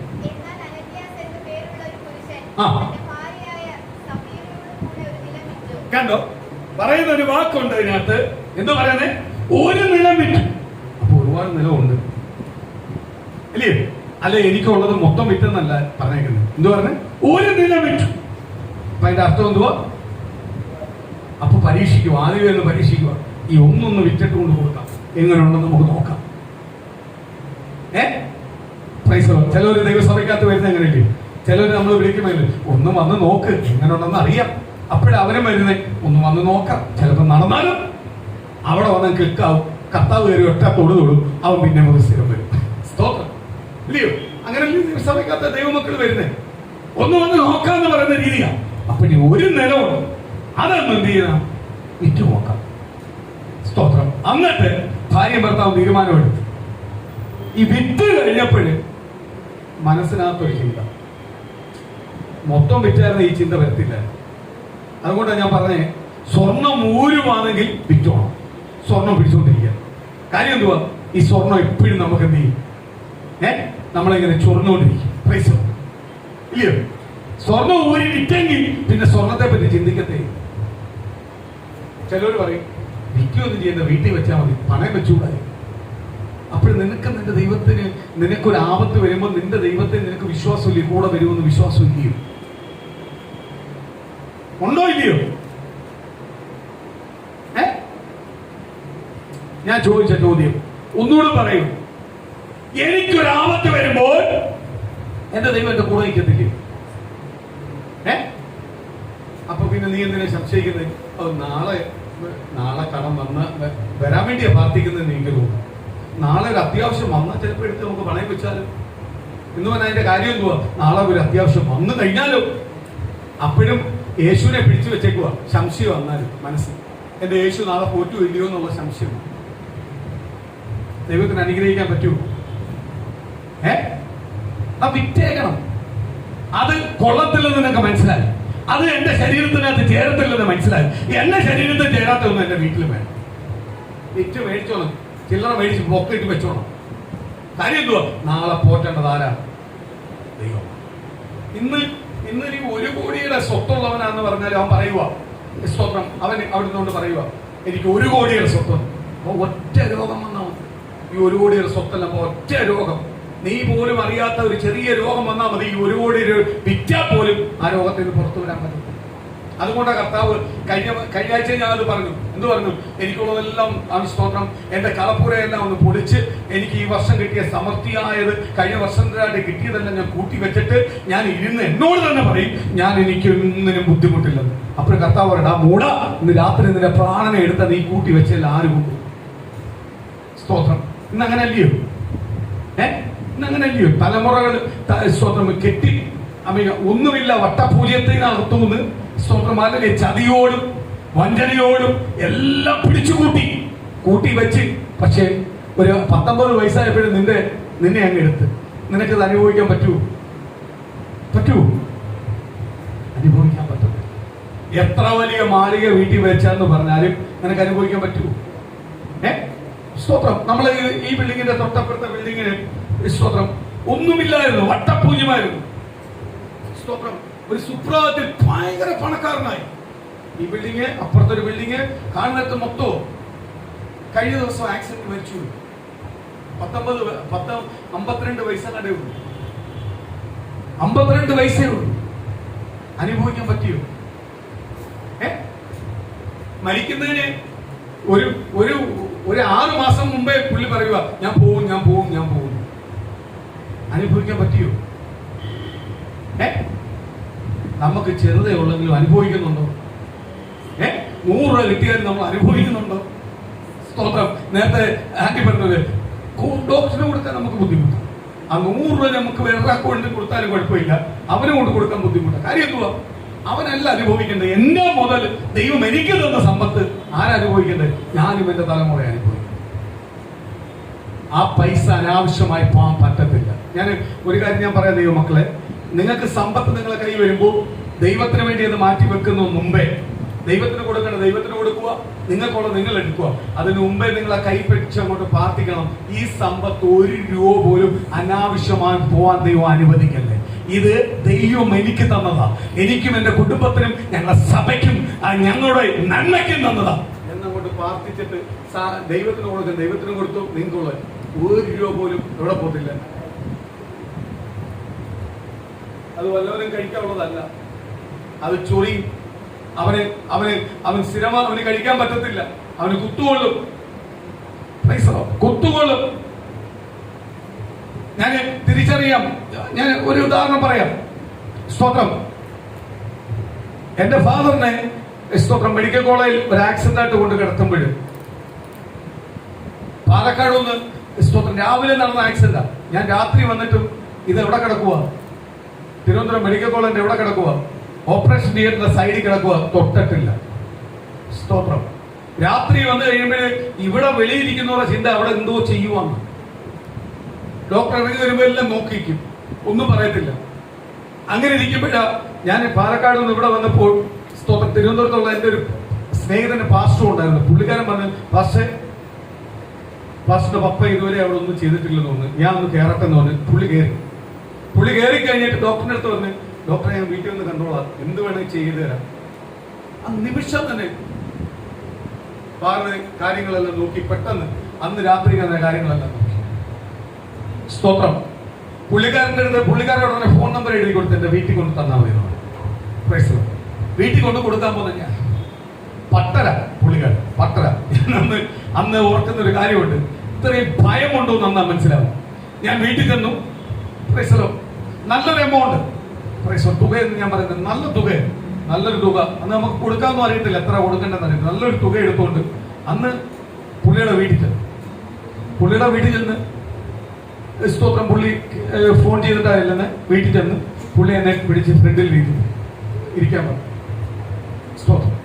പുള്ളി എന്നോട് ചെന്ത് ജോലി എന്ന് വെച്ചു. ഞാൻ പറഞ്ഞു, ഞാൻ ഒരു പാസ്സാണ്. സ്തോത്രം. അപ്പൊ പുള്ളി വന്ന് ഓക്കെ എന്നാ തന്നിട്ട് ഒക്കോളാൻ പറഞ്ഞു, സംസാരിക്കണം, തന്നിട്ട് പറഞ്ഞു. ഞാൻ ഇന്ന ഇത് ദൈവം എനിക്ക് തന്ന ദശാംശമായിരുന്നു. എനിക്ക് തന്ന ദശാംശമാണ് ഇത്. ദൈവം തരുന്നത് വെച്ചാൽ ഞങ്ങൾ കഴിയുന്നത്. ഇത് ഡോക്ടറിന് അനുഗ്രഹമാക്കും. അതാ ടേബിളിൽ വെച്ചു കൈകൊണ്ട് മേടിക്കാൻ വന്നവൻ ഈ ഒറ്റ ഡയലോഗിനകത്ത് ടേബിളിൽ വെച്ചു.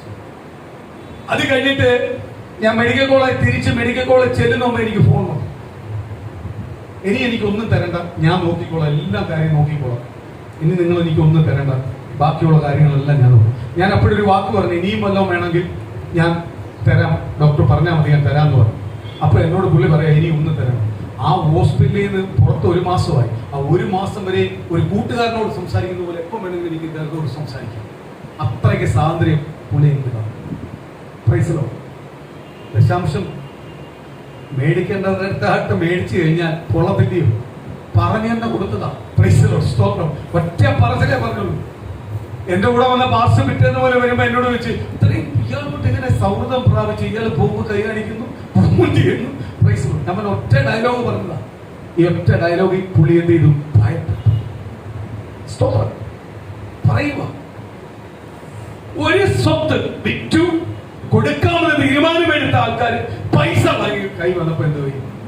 ഒന്ന് പിടിച്ചു, അതിന്റെ കുറച്ചെടുത്ത് മാറ്റി വെച്ചു, ബാക്കി കൊണ്ടുവന്നു ആരെ കൊടുത്ത്?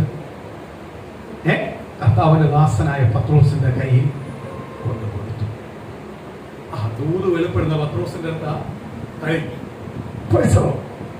പത്രോസ് ചോദിച്ചു, വിറ്റത് ഈ വിലക്കാമോ? ഭാര്യയില്ല, ഭർത്താവ് ആദ്യം വരുന്നത്. വിറ്റത് ഈ വിലക്കാണോ? പുള്ളിക്ക് തലയാട്ടി. അതെ. അപ്പൊ ഈ കുറച്ച് എടുത്തു വെക്കാൻ നിന്റെ ഉള്ളിനകത്ത് ആരായി വിഷം കുത്തിയത്? ഒറ്റ ചോദ്യം ചോദിച്ചോളൂ. പരിശുദ്ധാത്മാവിനെതിരെ നീ വ്യാജം കാണിച്ചു. തീരുമാനം ആരെടുത്ത എടുത്തേ? ഞാൻ നേരത്തെ നിങ്ങളോട് പറഞ്ഞു, പ്രാർത്ഥനയുടെ ഒരു വിഷയം പറഞ്ഞു. നമ്മൾ പറയുന്ന ഓരോ വാക്ക് മാറി കേട്ടോണ്ടിരിക്കും. അതുകൊണ്ട് നമ്മൾ ചുമ്മാ കയറി ദൈവം അടിക്കുന്നവന്റെ അടുത്ത് പോയി പ്രാർത്ഥിക്കാൻ നിൽക്കരുത്. ദൈവം അടിച്ചവനെ പഠിപ്പിച്ചുകൊണ്ടിരിക്കുക, അതിന്റെ അകത്ത് പോയി ചെന്ന് ദൈവം അവനെ അനുഗ്രഹിക്കുന്നു പ്രാർത്ഥിക്കാൻ നിൽക്കരുത്. ചുമ്മാ കയറി ഒരുത്തനെ അനുഗ്രഹിച്ച് പ്രാർത്ഥിക്കരുത്. ആലോചിച്ചേ പ്രാർത്ഥിക്കാവൂ. ദൈവം അനുഗ്രഹിക്കുന്നെങ്കിൽ മാത്രമേ പിതാപുത്രം പരിശുദ്ധാത്മാവിനെ അനുഗ്രഹിക്കണമെന്ന് പ്രാർത്ഥിക്കാവൂ. കാര്യം ദൈവം അനുഗ്രഹിക്കുന്നു പറഞ്ഞാൽ അവനെ അനുഗ്രഹിച്ചിരിക്കും. ഞാൻ എന്റെ പേഴ്സണലായിട്ട് ചോദിച്ചാൽ ഞാൻ പറയാം, പാപബോധം വന്നിട്ട് ദൈവം അനുഗ്രഹിക്കാം, എങ്കിലേ അവൻ നിലനിൽക്കത്തുള്ളൂ, അവൻ അനുഗ്രഹം പ്രാപിക്കത്തുള്ളൂ. അല്ലാതെ ചുമ്മാ കുറെ അനുഗ്രഹം കൊടുത്തു കഴിഞ്ഞാൽ അവൻ ഒരിക്കലും എവിടെ നിൽക്കത്തില്ല? ദൈവസ്ഥാനത്ത് നിൽക്കത്തില്ല. പൈസ കുറച്ചെടുത്തു, എടുത്ത വായി ചോദിച്ചു, പരിശുദ്ധാത്മാവിനെതിരെ നീ വ്യാജം കാണിച്ചു. ഞാൻ ഓർക്കുക, അനനിയാസിനെ ഓർത്ത് ഞാൻ ദൈവത്തെ സ്തുതിക്കുക. കാര്യം എന്തുവാ? ദൈവദാസൻ ഒറ്റ വാക്കേ പറഞ്ഞു, അപ്പോഴേ നിലത്ത് വീണ. നിലത്ത് വീണു, മരിച്ചു, ജീവൻ പോയി. ഒറ്റ വാക്ക്.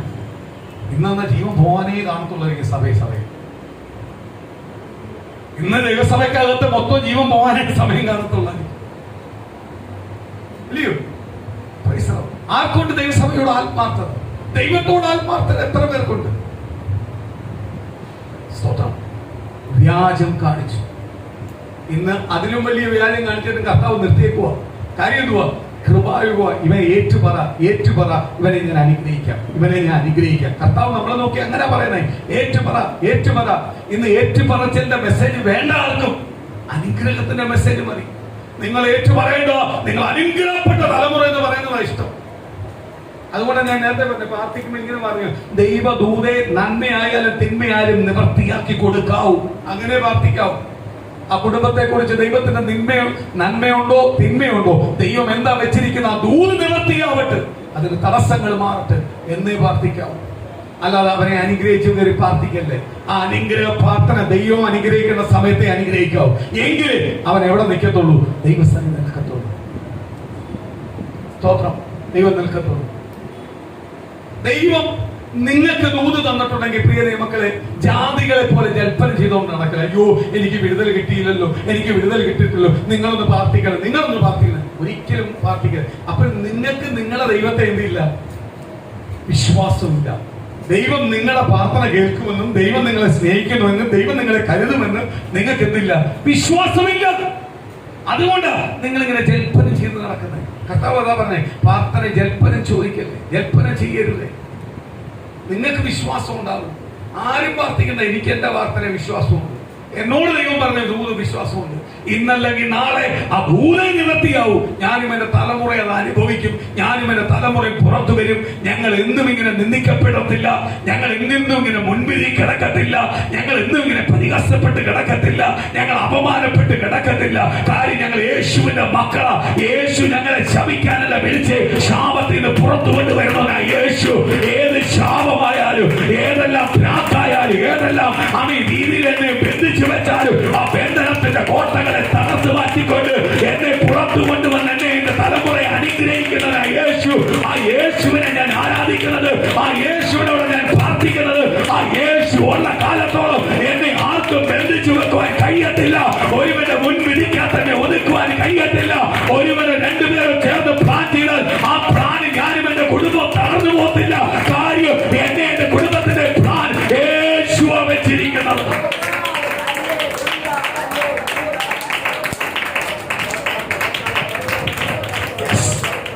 എന്റെ ബന്ധുവിന്റെ ആവട്ടെ, എന്റെ സുഹൃത്തിന്റെ ആവട്ടെ, എന്റെ നാട്ടുകാരുടെ ആവട്ടെ, എന്റെ ദേശക്കാരുടെ ആവട്ടെ, ആരുടെ ഒരു പ്ലാനും എന്റെ കുടുംബത്തിനകത്ത് ഭവിക്കത്തില്ല. എന്റെ ദേശത്തിനകത്ത് ഭവിക്കത്തില്ല. എന്റെ തലമുറമേൽ ഭവിക്കത്തില്ല. എന്റെ ഭവനത്തിനകത്ത് ഭവിക്കത്തില്ല. എന്റെ മേൽ ദൂത് പറഞ്ഞിരിക്കുന്നത് കർത്താവ്. എങ്കിൽ ആ ദൂത് ഞാനും എന്റെ കുടുംബം പ്രാപിക്കും. ആ ദൂതിന്റെ മഹത്വം ഞാനും എന്റെ കുടുംബം അനുഭവിക്കും. ഒരു ദുഷ്ടാത്മ ശക്തികൾക്ക് ആ ദൂതിനെ ബന്ധിച്ചു വെക്കാൻ കഴിയത്തില്ല. ഹല്ലേലൂയ, ഹല്ലേലൂയ, സ്തോത്രം, സ്തോത്രം, പ്രൈസ് ദി ലോർഡ്. ആരാധന എന്ന് പറയുന്നത് വിലയുള്ളത് ദൈവമക്കളെ. പ്രാർത്ഥന എന്ന് പറയുന്നത് വിലയുള്ളതാണ്. ദൈവവചനം എന്ന് പറയുന്നത് വിലയുള്ളതാണ്. അതിന് വില കൊടുക്കേണ്ട രീതിയിൽ നീ വില കൊടുക്കുന്നു എങ്കിൽ ദൈവത്തിന്റെ നന്മ പ്രാപിക്കാം. ഒരു ഞായറാഴ്ച ദിവസം ദൈവം ആരാധനയ്ക്ക് തന്നിരിക്കുന്ന ദിവസമാണ്. ദൈവം ആരാധനയ്ക്ക് തന്നിരിക്കുന്ന ദിവസമാണ്. അന്ന് സത്യത്തിലും ആത്മാവിലും ആരാധിക്കുന്ന കർത്താവിനെ എത്ര ദിവസം നമ്മൾ 3 മണിക്കൂറാണ് മാക്സിമം എടുക്കുന്നത്. 3 മണിക്കൂറല്ല, ഈ ദിവസം മുഴുവനും ആരെ ആരാധിക്കുള്ളതാ? ദൈവത്തെ ആരാധിക്കുള്ളത്. കഴിഞ്ഞ 6 ദിവസം പരിപാലിച്ചു. 7-ാം ദിവസം കർത്താവ് സ്വസ്ഥമായി ദൈവത്തെ സ്തുതിക്കുവാനും ദൈവത്തെ ആരാധിക്കാനും തന്ന ഈ ദിവസം 6 ദിവസം പരിപാലിച്ച ദൈവത്തെ സ്തുതിച്ച തീരത്തില്ല. ഇന്ന് പലരും ആരാധന ദിവസത്തിലാണ് വേറെ കുറെ പരിപാടികൾ വെച്ചേക്കുന്നത്. ആരാധന ഞങ്ങൾ വെട്ടിച്ചുരുക്കി 1 മണിക്കൂർ, ബാക്കിയുള്ള പരിപാടികളാണ്. ഇതൊന്നും ആരേറ്റെടുക്കത്തില്ല. ദൈവത്തെ ആരാധിക്കേണ്ട ദിവസം സൺഡേ നിനക്ക് തന്നിട്ടുണ്ടെങ്കിൽ, ഇന്ന് ഗൾഫ് രാജ്യങ്ങളിൽ ദുബൈയെല്ലാം സൺഡേ ആയി ആരാധന. വെള്ളിയാഴ്ച ആരാധന മാറി, ശനി ഞായറുമായി. അത് ഒരുപാട് ദൈവമക്കളെ പ്രാർത്ഥനയായിരുന്നത് അങ്ങനെ വരണമെന്ന് അതേപോലെ മാറ്റിക്കൊണ്ടിരുന്നു.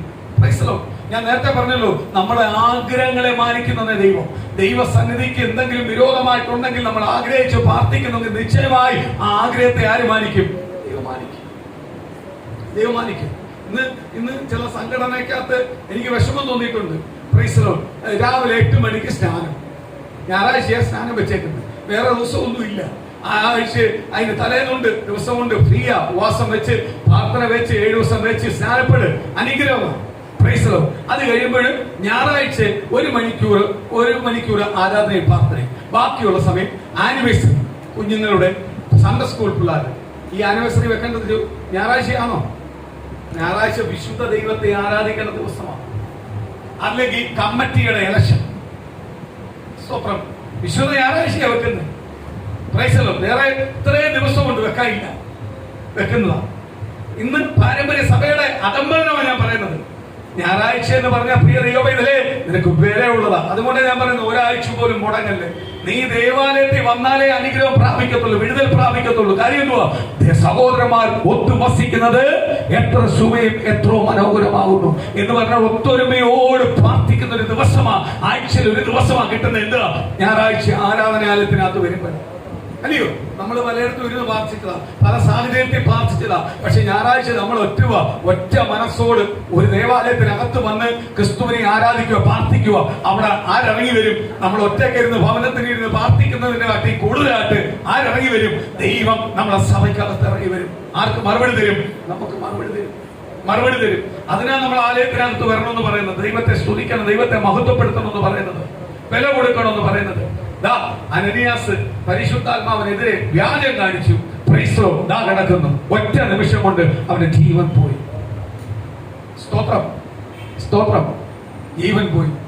ഞാൻ ഓർക്കുക, ഈ ജീവൻ പോയ അനനിയാസിന്റെ സ്തോത്രം ഒരു നിമിഷം ഞാൻ നിന്നിച്ചു നോക്കി. അനനിയാസ് പ്രമാണിയാണ്, പാപ്പടൊന്നുമല്ല, പ്രമാണിയാണ്. ജീവൻ പോയപ്പോ അനനിയാസിന്റെ ഭാര്യ പോലും അനനിയാസിന്റെ ബോഡി കണ്ടില്ല. അവിടെ നിൽക്കുന്നവരോട് പത്രോസ് പറഞ്ഞു, പോയിക്കൊണ്ട് അടക്കാൻ പറഞ്ഞു, കുഴിച്ചിട്ടേക്കാൻ പറഞ്ഞു. വീട്ടിലെല്ലാം നമ്മൾ പോകുമ്പോഴേ വീടിന്റെ അവിടെ എല്ലാം പന്നിയേത്ത കുഴിച്ചിരുന്ന രീതിയിൽ അനനിയാസിന് വില കൊടുത്തു. എന്തിനാ? പരിശുദ്ധാത്മാവിനെതിരെ വ്യാജം കാണിച്ചത്. അല്ലാതെ അവിടെ പ്രാർത്ഥന നടത്തി ഗ്ലോറി പറഞ്ഞു, സ്തോത്രം പറഞ്ഞു, അയ്യോ പ്രത്യാശ നാട്ടിൽ നമുക്ക് കാണാം എന്നൊന്നും ആരും പറഞ്ഞില്ല, ആരും ശുശ്രൂഷിച്ചില്ല. പറഞ്ഞ് കുഴിച്ചിട്ടേക്കാൻ പറഞ്ഞു. ബൈബിൾ വ്യക്തമായിട്ട് പറയുന്നുണ്ട് ആ വാക്കുകൾ. സ്തോത്രം. ഇങ്ങനെ ദൈവത്തിന്റെ പരിശുദ്ധാത്മാവിനെതിരെ വ്യാജം കാണിക്കുന്നുവെങ്കിൽ, അല്ലെങ്കിൽ പരിശുദ്ധാത്മാവിനെതിരെ കപടം കാണിക്കുന്നുവെങ്കിൽ അവന്റെ മരണം എന്തുവാ? മരണം ഇതാ. ഞാൻ അതുകൊണ്ടാണ് പറഞ്ഞത്, ഈ സഭയ്ക്കകത്തിന് എത്രയോ ദൈവമക്കളുണ്ട്, ചത്താലും സഭ വിട്ടു പോകത്തില്ല, സഭയായിരിക്കും വരും. നീ എവിടെല്ലാം പോയാലും നന്നാവത്തില്ല. ഞാൻ നിന്നെ പ്രാവുന്നുമല്ല, ദൈവവചനോ പറയുന്നത്. നീ ദൈവസന്നിധിയിൽ കീഴ്പ്പെടാതെ, അനുസരിക്കാതെ, ദൈവത്തെ ഭയപ്പെടാതെ, അതുകൊണ്ടാണല്ലോ നീ പോയത്. ദൈവത്തെ കീഴ്പ്പെടാനും അനുസരിക്കാനും ഭയപ്പെടാനും ജീവിക്കാനും പറ്റാത്തതുകൊണ്ടാണല്ലോ നീ പോയത്. എങ്കിൽ നീ എവിടെ പോയാലും നീ നന്നാവത്തില്ല. അത് ഞാൻ പ്രാവുന്നതല്ല, ദൈവവചനം പറയുന്നതാ. എവിടെ പോയാലും നീ ചോദിച്ചിഹ്നമാവത്തേ ഉള്ളൂ. ഇന്നല്ലെങ്കിൽ നാളെ നീ നിലവിളിച്ചേ പറ്റത്തുള്ളൂ. ആരെ വിട്ടുപോവുക? യഥാർത്ഥ ദൈവവചന പ്രകാരം ജീവിക്കാനാണ് നിനക്ക് ഞാൻ പറഞ്ഞു തന്നത്. ആ വചനത്തെ ജീവിക്കാതെ നീ പോയി കഴിഞ്ഞാൽ എവിടെ പോയി യേശുവിന്റെ കീഴിൽ ഇരുന്നാലും യേശു സ്വീകരിക്കത്തില്ല. കാര്യം വചനത്തെ കീഴ്പ്പെടും. അതിന്റെ ഏറ്റവും വലിയ ഉദാഹരണമാണ് അപ്പോസ്തലപ്രവൃത്തി 5-ാം അധ്യായം. കാര്യം എന്തുവാ? അവര് വിറ്റപ്പോ അവരുടെ സാധനമാണ്, അല്ലാതെ സഭയുടെ സാധനമല്ല, ദൈവദാസന്മാരുടെ അല്ല, മറ്റുള്ളവരെ അല്ല. ദൈവദാസൻ പറഞ്ഞിട്ട് വന്ന് വിറ്റത് കൊണ്ട് വിൽക്കാൻ പറഞ്ഞില്ല. പറഞ്ഞു. അവര് തീരുമാനമെടുത്തു. ആരോട്? ദൈവദാസൻ പോലും അറിയത്തില്ല, ദൈവത്തോട് തീരുമാനമെടുത്ത് എന്തുവാ? ഈ വകം മൊത്തം വിറ്റിട്ട് നമുക്ക് കൊണ്ട് കൊടുക്കാം. വിറ്റ് കഴിഞ്ഞപ്പോ ഒരു അംശം എടുത്ത് മാറ്റി വെച്ചിട്ടുണ്ട്, ഇത് ഇരുന്നോട്ട് ഇത്രയും കൊടുത്താൽ മതി. അവര് വേറെ തെറ്റ് ചെയ്തോ? ആ വാക്യം ഒന്ന് വായിക്കാം, പെട്ടെന്ന് വായിക്കാം.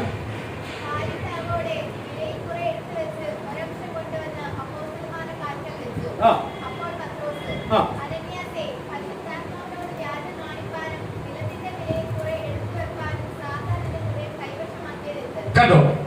സാത്താനിന്റെ, അപ്പൊ ദൈവത്തിന്റെ ഇഷ്ടം ചെയ്യാത്ത ഇഷ്ടങ്ങളെല്ലാം ആര് കൊണ്ടുവെക്കുന്നതാണ്? സാത്താൻ കൊണ്ടുവെക്കുന്നത്. നിന്റെ ഹൃദയത്തെ സാത്താൻ കൈവശമാക്കാൻ നീ വിട്ടുകൊടുത്തോ? ഇന്ന് പ്രിയ ദൈവമക്കളെ, ഞാൻ ഒരു കാര്യം വിളിച്ചു പറയട്ടെ. പ്രാർത്ഥിക്കുന്ന ദൈവജനത്തോട് വിളിച്ചു പറയുക, അമികാല സ്തോത്രം, ദൈവവചനത്തിന് വിപരീതമായി നിന്റെ ജീവിതം അവൻ വിട്ടുകൊടുക്കല്ലേ. ആർക്ക്? സാത്താന് വിട്ടുകൊടുക്കല്ലേ. അവൻ പ്രവേശിക്കാൻ വിട്ടുകൊടുക്കല്ലേ. അവന്റെ തന്ത്രങ്ങൾ പാലിലേക്ക് വിട്ടുകൊടുക്കല്ലേ. ഈ മുഖസ്തുതി, ഈ ലോകത്തെ വർണ്ണിക്കുന്ന കാര്യം, അമികാലിലെ ബന്ധങ്ങളെ കുറിച്ച് വർണ്ണിക്കുന്ന കാര്യമെല്ലാം ആരാ? സാത്താൻ കൊണ്ടുവരുന്ന. അതിനകത്തല്ല നീ വീട് പോകേണ്ടത്. ദൈവം നിന്നെ വിളിച്ചിരിക്കുന്ന കൽപ്പന അനുസരിച്ച്, ദൈവം നിന്നെ വിളിച്ചിരിക്കുന്ന വാഗ്ദത്തം അനുസരിച്ച്, ദൈവം നിന്നെ കുറിച്ച് ആഗ്രഹിക്കുന്ന അനുസരിച്ച് നീ മാറിക്കോണം. അതിനാണ് നീ വില കൊടുക്കേണ്ടത്. അത് മാത്രമേ നിന്നെ രക്ഷിക്കത്തുള്ളൂ. സ്തോത്രം. അല്ലാതെ മറ്റൊന്നും ആരെ രക്ഷിക്കത്തില്ല, നമ്മളെ രക്ഷിക്കത്തില്ല. പറയുക, സാത്താന് നീ വിട്ടുകൊടുത്തല്ലോ നിന്റെ ഹൃദയം. ആദ്യം നിനക്കൊരു ഹൃദയം ഉണ്ടായിരുന്നു. എന്തുവായിരുന്നു? യേശുവിലുള്ള ഹൃദയം. അതുകൊണ്ടാണ് നീ തീരുമാനമെടുത്ത് ചാടി ഇറങ്ങിയത്. പക്ഷെ പിന്നെ നിന്റെ ഹൃദയം ആർക്ക് വിട്ടുകൊടുത്ത്? സാത്താന് വിട്ടുകൊടുത്ത്. ഈ സാത്താന് വിട്ടുകൊടുത്തോണ്ടാ കുറച്ചെടുത്ത് വെക്കാൻ തോന്നിയത്. സഭയ്ക്കെതിരെ അല്ലെങ്കിൽ സ്തോത്രം ദൈവ സന്നിധിക്കെതിരെ ചിലർ ചെയ്യാൻ നോക്കി. അത് ഗുണപ്പെടുവോ? നന്മ പ്രാപിക്കൂ? ഒരിക്കലും നന്മ പ്രാപിക്കരുത്, അനുഗ്രഹം പ്രാപിക്കരുത്. ക്രൈസ്തവം അതുകൊണ്ട് കർത്താവിനുള്ള കർത്താവ്, ആമേൻ. കൈസർക്കുള്ള കൈസർക്കും ദൈവത്തിനുള്ള ദൈവത്തിന്. സ്തോത്രം. എനിക്ക് സ്തോത്രം, ഒരു മിനിറ്റ് ഞാൻ പറയാം. ദശാംശം എന്ന് പറയുന്ന ഒരു കാര്യം, ദൈവം എനിക്ക് ആരോഗ്യം തന്നിട്ടാ, ബലം തന്നിട്ടാ ഞാൻ ജോലി ചെയ്തത്. എനിക്ക് ബുദ്ധി തന്നിട്ടാ ഞാൻ പഠിച്ചത്. ഞാൻ ചിന്തിക്കുന്ന അപ്പുറമായ ജോലിയിലേക്ക് എന്നെ കൊണ്ടുവന്നിട്ടുണ്ടെങ്കിൽ ദൈവത്തിന്റെ പദ്ധതിയാണ്. അപ്പോൾ ഞാൻ ദൈവത്തിനുള്ള ദൈവത്തിനും എനിക്കുള്ളത് എനിക്കാ വലുത്. ദൈവത്തിന് കുറച്ചേ ഉള്ളൂ. സ്തോത്രം. അല്ലയോ? കുറച്ചേ ഉള്ളൂ, ബാക്കി എനിക്കാ ഉള്ളൂ. അപ്പൊ അത് എന്നെ അനുഗ്രഹിക്കും. അത് കിട്ടുന്ന മുമ്പേ ഞാൻ പറഞ്ഞ പോലെ ഇങ്ങനെ അങ്ങോട്ട് പ്രാർത്ഥിക്കണം. എന്ത് പറയുക? 1 രൂപ പോലും അനാവശ്യമായി പോകാൻ അനുവദിക്കും. സ്തോത്രം. നീ ഒരു ഡ്രസ് എടുക്കാൻ കയറി, നീ ഇഷ്ടപ്പെട്ടത്, നിനക്ക് നീ ആഗ്രഹിച്ചത്, നിന്റെ അളവിന് ഒത്തത് ദൈവം നിനക്ക് തരത്തുള്ളൂ. അതൊരിക്കലും കൊണ്ടുവന്നിട്ട് അയ്യോ ഇതെനിക്ക് ശരിയായില്ല എന്ന് പറയത്തില്ല. കാര്യം എന്തുവാ? നീ ഇങ്ങനെ പ്രാർത്ഥിക്കുന്ന വ്യക്തിയാണെങ്കിൽ. അതുപോലെ നീ ആഹാരം കഴിക്കുന്ന ആഹാരം നിന്നെ രോഗിയാക്കത്തില്ല, നിന്നെ രോഗത്തിന് പുറത്തു കൊണ്ടുവരത്തേ ഉള്ളൂ. നീ കുടിക്കുന്ന വെള്ളം നിന്നെ മാലിന്യപ്പെടുത്തത്തില്ല, നിന്നെ ശുദ്ധീകരിച്ച് ബലപ്പെടുത്തത്തേ ഉള്ളൂ. എന്തുവാ? ഇങ്ങനെ പ്രാർത്ഥിക്കുന്ന വ്യക്തിയാണെങ്കിൽ എന്തും അങ്ങനെ പ്രാർത്ഥിക്കണം. അതേപോലെ തലമുറയ്ക്കും അതേ പഠിപ്പിക്കാവും, അത് അവർക്ക് പറഞ്ഞു കൊടുത്തോണം. ആ രീതിയിൽ അവരും വളർന്നെങ്കിൽ എന്ത് ചെയ്യും? നമ്മളെ കുടുംബം എന്ത് ചെയ്യും? അനുഗ്രഹപ്പെടും. ഒന്നുപോലും എന്ത് ചെയ്യത്തില്ല, അനാവശ്യമായിട്ട്. ചിലവരെല്ലാം ഡ്രസ്സ് എടുത്തിട്ട്, ഞാൻ തന്നെ കണ്ടിട്ടുണ്ട്, ചിലവർ ഡ്രസ്സ് എടുത്തിട്ട് പറയാറുണ്ട്, ഇതെനിക്ക് പറ്റിയില്ല, ഞാൻ അപ്പോഴങ്ങ് ഇഷ്ടപ്പെട്ട് എടുത്തതാണ്, പക്ഷെ ഇപ്പം എനിക്ക് പറ്റുന്നില്ല. അങ്ങനെ ഒരു വാക്കുപോലും പറയാൻ ആരും അനുവദിക്കത്തില്ല. കർത്താവ് അനുവദിക്കും.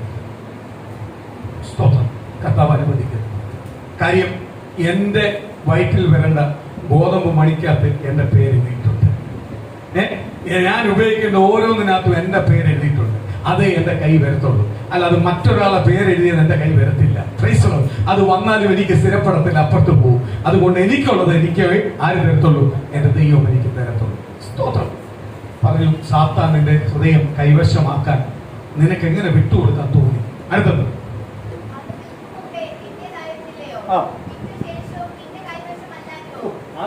അതൊരു പോയിന്റാണ്. എന്താ പറയുന്നത്? വിൽക്കുന്ന മുമ്പേ നിന്റേതല്ലായിരുന്നു, വിറ്റ് കഴിഞ്ഞിട്ടും നിന്റേതല്ലേ. അതിന്റെ അർത്ഥം എന്തുവാ? ഇത് ആരൊക്കെ നീ കൊണ്ട് കൊടുക്കുന്നേ? ആരുടെ കാലിന്റെ കീഴിലാണ് കൊണ്ട് വെക്കുന്നേ? ദൈവത്തിന്റെ അപ്പോസ്തലന്റെ കാൽക്കല്ല കൊണ്ടുവെക്കുന്നത്, സഭയ്ക്കകത്താ വെക്കുന്നത്. അപ്പോഴേ ഇത് നീ വെക്കുന്നുണ്ട് ഇരട്ടി അനുഗ്രഹമാ നിനക്ക് തിരിച്ചു. അവിടെ ഈ വാക്ക് പറഞ്ഞ എന്തുവാ? വിൽക്കുന്ന മുമ്പേ നിന്റെയാ, വിറ്റെത്തു കഴിഞ്ഞാൽ നിന്റെയാ. എന്തിനാ വിറ്റേ? ദൈവസഭയ്ക്ക് കൊടുക്കാൻ വിറ്റതാ, സഭയ്ക്കകത്ത് കൊടുക്കാൻ വിറ്റതാ. മറ്റുള്ളവർ കൊടുക്കുന്ന അതുകൊണ്ട് ഞാനും വിറ്റു.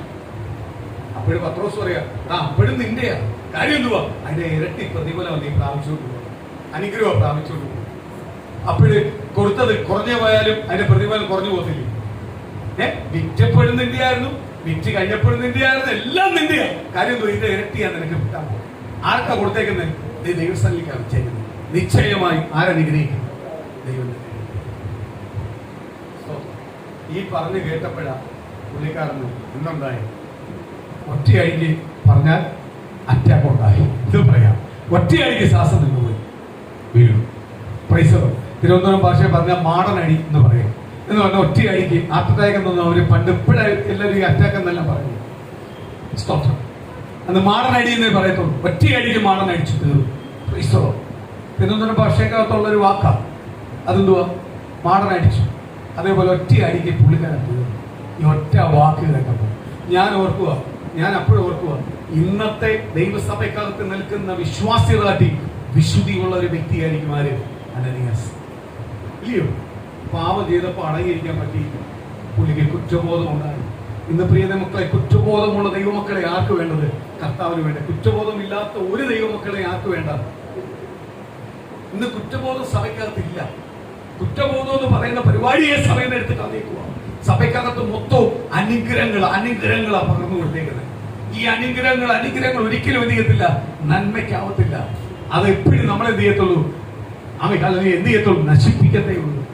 നിങ്ങൾ പ്രാർത്ഥിക്കുമ്പോൾ, ഞാനൊരു വ്യക്തിക്ക് വേണ്ടി നിങ്ങൾ പ്രാർത്ഥിക്കുമ്പോൾ ഇങ്ങനെ നിങ്ങൾ പ്രാർത്ഥിക്കാതെയോ മക്കളെ? നന്മ തിന്മ ദൈവം വെച്ചിരിക്കുന്ന ദൂത് പ്രകാരം എല്ലാം നന്മയും ഈ ഭവനത്തിനകത്തുണ്ടാകും. എല്ലാം അങ്ങയുടെ നാമമേ മഹത്വം എടുക്കാവൂ. വേറെ ആരും ഇതിനകത്ത് മഹത്വം എടുക്കാൻ സമ്മതിക്കരുത്. പിതാപുത്രൻ പരിശുദ്ധാത്മാവിന്റെ നാമത്തിൽ ഞങ്ങൾ അതിനെ മുദ്രയിട്ട് പ്രാർത്ഥിക്കും. ഇങ്ങനെ പ്രാർത്ഥിക്കാവൂ. അപ്പോഴും സ്വർഗം എന്ത് ചെയ്യും? മഹത്വം എടുക്കും. സ്വർഗത്തിന്റെ നാമം അവിടെ ഉയർത്തപ്പെടും, സ്വർഗം അവിടെ മാനിക്കപ്പെടും. Praise the Lord. പ്രാർത്ഥിക്കുമ്പോൾ മറ്റേയാൾക്ക് ഒരു മുഖോഷമല്ല തോന്നും. അതൊന്നും കണ്ട് നീ വീണു പോകും. കാര്യം എന്തുവാ? ദൈവമാണ് നിന്നെ വിളിച്ചത്. വേറെ നീ ആരുടെ മുഖത്തെ നോക്കാവൂ? ദൈവത്തിന്റെ മുഖത്തെ നോക്കാവൂ. നിന്റെ മുഖം നോക്കുന്നത് ആരാ? ദൈവമാണ്. നിന്റെ മുഖം വാരിയിരിക്കുവാൻ ആരും സമ്മതിക്കത്തില്ല, കർത്താവ് സമ്മതിക്കത്തില്ല. സ്തോത്രം. അടുത്തത്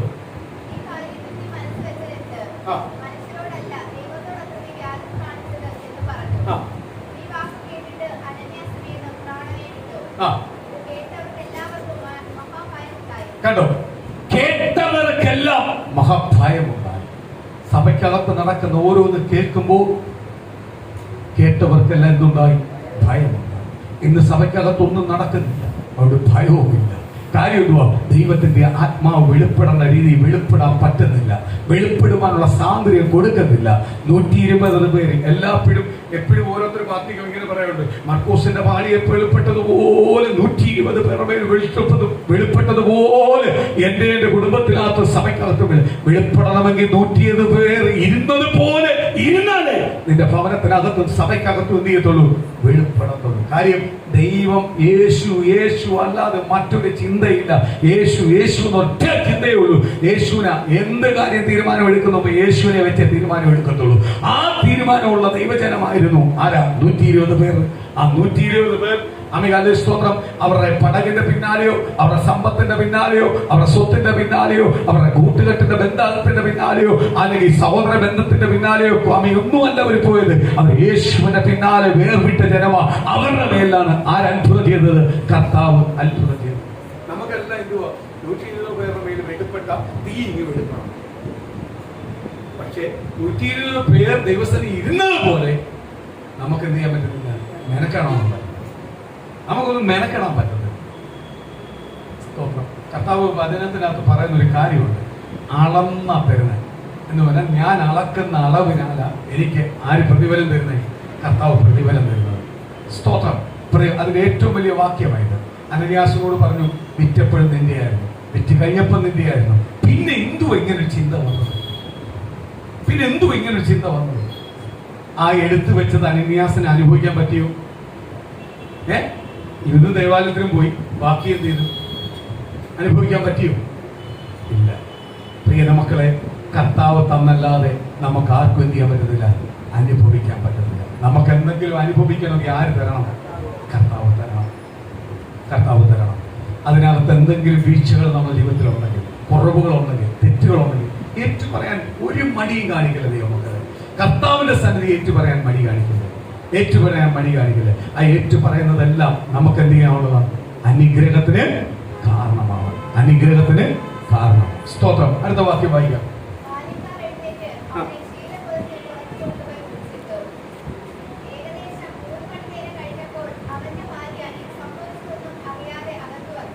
സ്തോത്രം. അപ്പോസ്തലന്മാർ അധികാരം പറയുവോ? ദൈവസഭയ്ക്കകത്തുള്ള അധികാരം പറയുവോ? ഒരു പാസ്റ്ററിന്റെ അധികാരം പറയുവോ? എന്തുവാ? പത്രോസ് അവനെ കൊണ്ടെന്തിരുന്നു? കുഴിച്ചിട്ട്. ഇന്ന് ദൈവവചന പ്രകാരം ജീവിക്കാത്തവന്റെ ബോഡി ആ രീതിയാണ്. അവനെ കുഴിച്ചിരുന്ന തുല്യമാണ്. അല്ലാതെ സ്വർഗം കരയുവോ അല്ലെങ്കിൽ ദൈവസന്നിധിയിൽ ഉള്ള രീതിയിലുള്ള വചനപ്രകാരമുള്ള ഏത് ശുശ്രൂഷ നടന്നാലും ആ ശുശ്രൂഷയൊന്നും ആ ബോഡിക്കകത്ത് ഏക്കത്തില്ല. അതിനെ കുഴിച്ചിരുന്ന അത് ഏക്കണമെങ്കിൽ എന്ത് ചെയ്യണം? ഈ വചനപ്രകാരം ജീവിക്കുന്ന വ്യക്തിയാവും. ഈ വചനപ്രകാരം വില കൊടുക്കുന്നവനാവും. അവന് ഈ വിലാപം അനുഗ്രഹം, ഈ ശുശ്രൂഷകളെല്ലാം അനുഗ്രഹം. അല്ലാതെ അവനൊരു അനുഗ്രഹമേ അല്ല, അവനെ കുഴിച്ചിരുന്നത് തുല്യമാണ്. ഇന്ന് സംഭവിച്ചത് ഇതന്നെ. ഡോക്ടർ KP യോഹന്നാനും സംഭവിച്ചതാ. ഇന്ന് അദ്ദേഹത്തിന്റെ ബോഡി ഇനി നാട്ടിൽ കൊണ്ടുവരാൻ പോവുക. എത്ര ദിവസം കഴിഞ്ഞിട്ടാണ് ഇവിടെ കൊണ്ടുവരും? പഴയ പോലെ ഒരു അനുഗ്രഹപ്പെട്ട ഒരു ശുശ്രൂഷയില്ല. എനിക്ക് തോന്നുന്നു പുള്ളിക്കാരന് ഒരു 2-3 ആഴ്ച മുമ്പായി പുള്ളി പ്രസംഗിച്ചത് ഈ മരണമാണ്. പക്ഷെ പുള്ളിക്ക് പ്രത്യാശയെ കുറിച്ച് പ്രസംഗിക്കയില്ല. പ്രത്യാശയുള്ളൊരു മനുഷ്യനായിരുന്നു. ഞാൻ ഏറ്റവും കൂടുതൽ റെസ്പെക്ട് കൊടുക്കുന്ന ഒരു മനുഷ്യനായിരുന്നു. കാര്യം പുള്ളിയുടെ ബൈക്കോളല്ല ഞാൻ പഠിച്ചത്.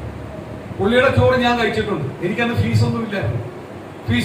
എന്നെ ഫ്രീ ആയിട്ടാണ് പഠിപ്പിച്ചത്. അന്ന് പുള്ളിയുടെ ചോറ് ഞാൻ കഴിച്ചിട്ടുണ്ട്.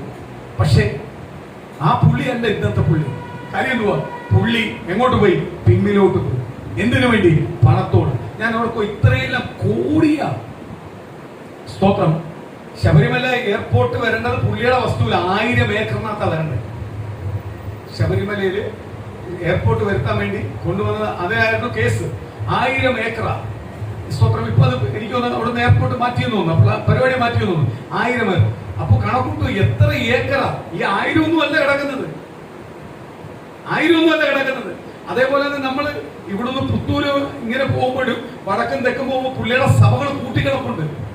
സ്വന്തം ബിൽഡിങ് കൂട്ടി കിടപ്പുണ്ട്. പുള്ളി പിന്മാറി കഴിഞ്ഞപ്പോൾ പെന്തിക്കോസ്തുകാരെല്ലാം പോയി. പെന്തിക്കോസ് ജീവിതത്തിൽ പോകേണ്ടവരെല്ലാം അതിൽ വിട്ടുമാറി. പള്ളി പ്രകാരം ജീവിക്കാൻ ഞങ്ങളില്ലെന്ന് പറഞ്ഞ് വിട്ടുപോയി. ആ ഹോളുകളെല്ലാം പൂട്ടിക്കിടപ്പുണ്ട്. ഇതെല്ലാം പൂട്ടിയിട്ടേക്കുവാ. പ്രൈസ് കോടിയുടെ ആസ്തികൾ, കോടിയുടെ ഹോസ്പിറ്റല്, കേരളത്തിലെ ഏറ്റവും വലിയ ഹോസ്പിറ്റൽ പുള്ളിയുടെ ഹോസ്പിറ്റൽ. സ്തോത്രം. ഏറ്റവും വലിയ ട്രീറ്റ്മെന്റാ അവിടെ ഉള്ളത്. ഇത് കൊല്ലം പുള്ളി കൊണ്ടുപോകാൻ പറ്റിയോ? പുള്ളി എന്തിന്റെ പിന്നാലെ യേശുവിനെ വിട്ടേ? ഈ വിശ്വാസ പ്രമാണം എന്തിനെ പറഞ്ഞ വിട്ടത്? എന്തിനെ പറഞ്ഞ വിട്ടേ? വെറും താറാവിനെ നോക്കിക്കൊണ്ട് നടന്നാണ്. താറാവിനെ പോറ്റി അതിൽ കിട്ടുന്ന വരുമാനം കൊണ്ട് ജീവിച്ചുകൊണ്ടിരുന്ന കുടുംബത്തിലെ അംഗമാണ്. അല്ലാതെ വലിയ മാളിക വീട്ടിലെ ഉണ്ടായതൊന്നുമല്ല. അവിടുന്ന് ഏറ്റവും വലിയ മാളികയെ പുറത്താരുകൊണ്ടിരുത്തി, കർത്താവ് കൊണ്ടിരുത്തി. സ്തോത്രം. ഈ വചനത്തെ, ഈ പ്രമാണത്തെ യഥാർത്ഥമായി പഠിപ്പിച്ചു. മറ്റുള്ള പെന്തക്കോസ്തുകാർക്ക് യഥാർത്ഥമായി പഠിപ്പിച്ചു. ആ വചനം പഠിപ്പിച്ചുകൊണ്ടിരുന്ന ആളെ ദൈവം ഏറ്റവും ടോപ്പിൽ കൊണ്ടുപോയി. പക്ഷേ നിമിഷ നേരം കൊണ്ട് പുള്ളി വെറുത്തതിനെ ഭക്ഷിച്ചു, പുള്ളി ഛർദ്ദിച്ചത് ഭക്ഷിച്ചു. സത്യത്തിൽ ഭക്ഷിക്കുന്ന ആരാ? നായ. നായ്ക്ക് തുല്യമായി കുരിശിനെതിരെ ഏറ്റവും കൂടുതൽ പ്രസംഗിച്ച വ്യക്തിയാണ് പുള്ളി. പുള്ളിയുടെ കഴുത്തിലെ ഇപ്പൊ ഏറ്റവും വലിയ കുരിശിട്ടേക്ക്. ഇനി പുള്ളി ആ അടക്കത്തിനകത്തും വലിയൊരു കുരിശോട് നിൽക്കും. കുരിശോട് കുരിശാക്കി വെക്കും. പുള്ളി ഒരു മൊത്തം കുരിശായി. പൈസലോ എന്തോ കാഴ്ചപ്പാട് ജീവിച്ച മനുഷ്യനായി. ഞാൻ ഓർക്കുക, പണത്തിന്റെ പിന്നാലെ പോകുന്നു. എനിക്കതൊരു പാഠമാണ്. ഞാൻ എപ്പോഴും ഓർക്കാറുണ്ട്, എനിക്കൊരു പാഠമാണ്. പണത്തിന്റെ ആഗ്രഹങ്ങൾ വരുമ്പോൾ പലരും എനിക്ക് പല ഓഫറുകൾ പറയുമ്പോഴും ഞാൻ വീഴാറില്ല. കാര്യം ഈ ഓഫറിന്റെ കൂടെ പോയവരെല്ലാം വീണിട്ടുണ്ട്. ഈ ഓഫറിന്റെ പിന്നാലെ പോയവരെല്ലാം വീണിട്ടുണ്ട്. എന്നോട് ഒരാൾ വന്ന് ഓഫർ പറയുക. ആ ഓഫർ പറയുമ്പോൾ അയാളെ പല കാര്യം ഞാൻ കണ്ണടക്കണം വേണ്ടായോ? അയാൾ പറയത്തില്ല കണ്ണടക്കാൻ, എങ്കിലും ഞാൻ കണ്ണടക്കും. കാര്യം എന്തുവാ? എനിക്ക് ഓഫർ വന്നുകൊണ്ടിരിക്കുക ഇല്ലയോ? അയ്യോ, രാജിച്ചാനെ കൊണ്ട് എന്തോ പ്രയോജനമാ. രാജിച്ചാനല്ലേ ഞങ്ങൾക്ക് സഭ പണിത്. പിന്നെ രാജിച്ചാന്റെ മക്കളും അതിന്റെ മക്കളും തൂറിയ മുതൽ ചവരിച്ചത് വരെ നമ്മൾ സഹിച്ചുകൊണ്ടിരിക്കണം ഇല്ലയോ? അതുകൊണ്ട് രാജിച്ചാനല്ല തരുന്നത്. ആരാ തരുന്നത്? യേശുവപ്പത്തിനാ തരുന്നത്. ഇന്ന് പല രാജിച്ചാനെ താങ്ങുകൊണ്ടാ പാരമ്പര്യ സഭ പാരമ്പര്യമായി പോയത്. ഇന്ന് രാജിച്ചാനന്മാരെ താങ്ങിയോണ്ടാ പാരമ്പര്യ സഭ പാരമ്പര്യമായി പോയത്. അതുകൊണ്ടാണ് നാറ്റമായിരുന്നെങ്കിൽ. കാര്യം എന്തുവാ? നാറ്റമായിക്കൊണ്ടിരിക്കുക, നാറ്റക്കേസ് അവിടെ വെളിപ്പെട്ടുകൊണ്ടിരിക്കുക. ഞാൻ ഒരു ഉദാഹരണം പറയട്ടെ ദൈവമക്കളെ. സ്തോത്രം. കൃപ പണ്ട്, സ്തോത്രം, എനിക്കൊന്ന് 1-2 വയസ്സുള്ള സമയത്ത് ഈ ഒരു ഫോണ് ഇങ്ങനെ തുറക്കുമ്പോഴും മ്യൂസിക് കേൾക്കുന്ന ഒരു ഫോൺ, കളിപ്പാട്ടം ഇല്ലയോ? കളിപ്പാട്ടം മ്യൂസിക് കേൾക്കുന്ന ഫോൺ ഇങ്ങനെ തുറക്കുമ്പോൾ ഒരു മ്യൂസിക് കേൾക്കും. ഇത് ഇവിടെ കരഞ്ഞപ്പോ ഞാൻ മേടിച്ചു. ഞാൻ രാത്രി നോക്കിയപ്പോ അതിനകത്ത് 1, 2, 3 ഒന്നും ഇല്ല. 1, 2, 3 ഒന്നും ഇല്ല. 10 അക്കമുണ്ട്, 10 അക്കവും കാണുന്നില്ല. സ്റ്റാർ ആക്ഷനിൽ അതിനകത്തുണ്ട്. 9 വരെയുണ്ട്, പിന്നെ ഒരു 0 ഉണ്ട്. ഇതൊന്നും കാണുന്നില്ല, അക്കങ്ങളൊന്നും കാണുന്നില്ല. പ്ലാസ്റ്റിക്കാണ്. കർത്താവ് ഇത് എവിടെ പോയി? ഞങ്ങളെ വീടിനെ കട്ടിലടി നോക്കുന്നു, മറ്റിടത്ത് നോക്കുന്നു, ഇവിടെ കളിക്കുന്നിടത്തെല്ലാം നോക്കുന്നുണ്ട്. പക്ഷെ മ്യൂസിക്കെല്ലാം കേൾക്കുന്നുണ്ട്. പക്ഷെ ഈ അക്കങ്ങളൊന്നും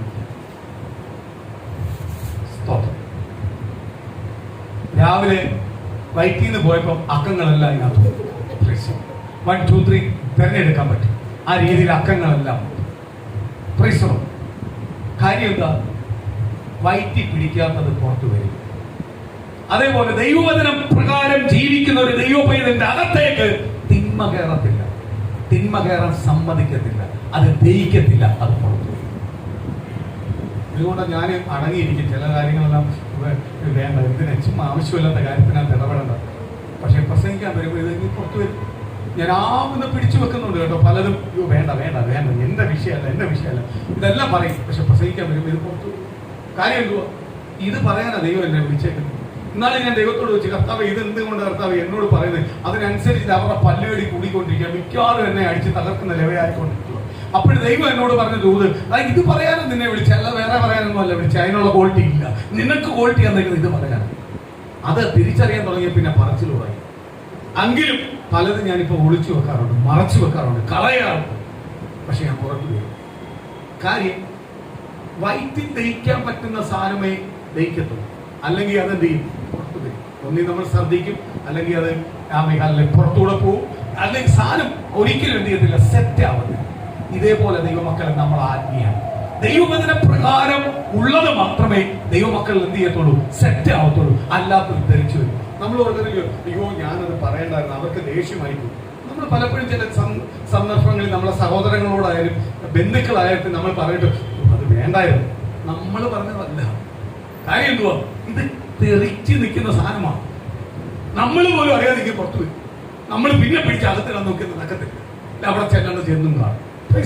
കാര്യം എന്തുവാ, നമ്മളെ മേൽ ഇരിക്കുന്ന എന്തുവാ, കർത്താവാണ്. അവിടെ വിശുദ്ധമാണ്. അവിടെ വിശുദ്ധിയാ വെളിപ്പെടണ്ടേ. അവിടെ തിന്മയല്ല വെളിപ്പെടാൻ. തിന്മ വെളിപ്പെടാൻ ആര് സമ്മതിക്കത്തില്ല? കർത്താവ് സമ്മതിക്കത്തില്ല. അല്ലാതെ നമ്മളെ കുഴപ്പമൊന്നും അല്ല. സ്തോത്രം. നമ്മൾ പ്രാർത്ഥിക്കുമ്പോൾ ഞാൻ ഇന്നലെ ഞങ്ങള് സംസാരിച്ചപ്പോൾ ഇത് തന്നെയായിരുന്നു സംസാരിച്ചത്. പ്രാർത്ഥിക്കുമ്പോൾ മുഖപക്ഷം നോക്കാതെ പ്രാർത്ഥിക്കണം. കാര്യം നമ്മുടെ മുഖം നോക്കുന്നത് യേശുവാണ്. നമ്മൾ നോക്കേണ്ട മുഖം ആരെയാണ്? യേശുവിന്റെ മുഖം. യേശു പറഞ്ഞത് എന്നെ നോക്കി വരാനാ പറഞ്ഞത്. എന്റെ അപ്പോസ്തലന്മാരെയോ ശിഷ്യന്മാരെയോ ഒന്നും നോക്കിയല്ല വരാൻ പറഞ്ഞു, എന്നെ നോക്കി വരാനാ പറഞ്ഞു. കണ്ടില്ലയോ, മരിച്ചവനെ കുഴിച്ചിടാൻ പറഞ്ഞു. ഭാര്യ പോലും അറിഞ്ഞില്ല, കുഴിച്ചിട്ടു. അടുത്തത് പെട്ടെന്ന് വായിക്കാം.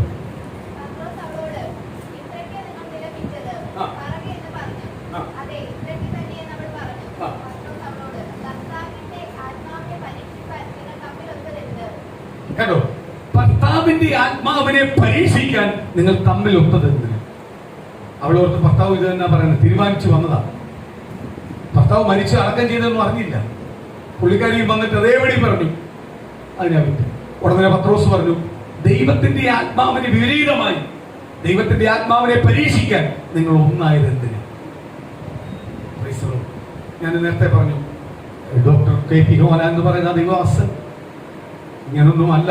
പുള്ളിക്കാരുടെ അന്ത്യം അല്ലെങ്കിൽ പുള്ളിയുടെ അന്ത്യത്തിൽ കിട്ടുന്ന ശുശ്രൂഷയൊന്നും അല്ല. പ്രൈസലോ, ഞാൻ പറഞ്ഞില്ലേ, കുരിശിനെതിരെ പ്രസംഗിച്ച വ്യക്തി ഇനി കുരിശിനെ ചേർത്ത് പിടിച്ച പെട്ടിക്കകത്ത് പോകാൻ കാര്യം എന്തുവാ? ഏറ്റവും കൂടുതൽ കുരിശിനെതിരെ പ്രസംഗിച്ച വ്യക്തി പുള്ളിയാണ്. ഗോൾഡിനെതിരെ പ്രസംഗിച്ച പുള്ളിയാണ്. സ്തോത്രം. അത് തന്നെ എടുപ്പിച്ചു. ഇന്ന് ഞാനൊരു കാര്യത്തെ പ്രസംഗിക്കുമ്പോൾ എന്നെ കൊണ്ട് അത് തന്നെ എടുപ്പിക്കാൻ ആര് നോക്കുന്നത്? പിശാച് നോക്കുക. അതുകൊണ്ട് കർത്താവ് തന്നെ മുമ്പന്മാരും പിമ്പന്മാർ അല്ല, സ്വന്തം പിമ്പന്മാർ മുമ്പന്മാരും മുമ്പന്മാർ പിമ്പന്മാരും. നമ്മൾ ക്രിസ്തുവിന്റെ മുഖത്തെ നോക്കി ഓടുന്നുവെങ്കിൽ നമ്മളെ ആർക്കും എന്ത് ചെയ്യാത്തില്ല, പിന്നിലോട്ട് കൊണ്ടുവരാൻ പറ്റില്ല. നമ്മൾ പിന്നിലോട്ട് പോകുന്നതിന്റെ കാര്യം എന്തുവാ? ചില വ്യക്തികളെ ചിലതിനെ നോക്കുന്നത് കൊണ്ടാണ്. അതിനെ നോക്കാനല്ല കർത്താവ് വിളിച്ചത്. ആരെ നോക്കാനാ? യേശുവിനെ നോക്കി. നിന്നെ നിന്ദിച്ചോട്ട്, പരിഹസിച്ചോട്ട്, അപമാനിച്ചോട്ട്. ഈ അപമാനമോ നിന്ദയ്ക്കോ പരിഹാസത്തിനോ പ്രാക്കിനോ ഒന്നും നിന്നെ ഒന്നും ചെയ്യാൻ പറ്റുന്നില്ല. കാര്യം എന്തുവാ? ദൈവം വിളിച്ചിരിക്കുന്നത് അനുഗ്രഹിക്കണം. എങ്കിൽ ഞാനും എന്റെ തലമുറ എന്ത് ചെയ്യും? അനുഗ്രഹപ്പെടും. ഞങ്ങൾ ദേശത്ത് അനുഗ്രഹപ്പെടും. ബന്ധുമിത്രാദികളുടെ മധ്യയിൽ അനുഗ്രഹപ്പെടും. ഞങ്ങൾ എവിടെ പോയാലും അനുഗ്രഹപ്പെടും. കാര്യം ഞങ്ങളെ വിളിച്ചതാരാ? കർത്താവായ യേശു. അത് വിശ്വസിക്കുന്നവന്, അത് ഏറ്റെടുക്കുന്നവന് ദൈവത്തിന്റെ മഹത്വം പ്രാപിക്കാൻ പറ്റും. ഉടനെ ഇവളോട് പറഞ്ഞ ഈ രണ്ട് വാക്ക് പറഞ്ഞപ്പോഴേ ഇവളും എന്ത് ചെയ്തു? ആ നിമിഷം തന്നെ പ്രാണൻ വിട്ടു. പരിശുദ്ധാത്മാവിനെതിരെ വ്യാജം കാണിച്ചാൽ ദൈവം പറയുന്നു എന്തുവാ? പാപത്തിന്റെ ശമ്പളം മരണം അത്രേ. അത് പറയുന്നതിന്റെ കാര്യം ഇതാ. ഇന്ന് മരണം സംഭവിക്കാത്തതിന്റെ കാര്യം ദൈവം പിന്നെ രൂപാന്തരപ്പെടാനും മാനസാന്തരപ്പെടാനും ആരവസരം തരുന്നുണ്ട്? കർത്താവ് നമുക്ക് അവസരം തരുന്നുണ്ട്.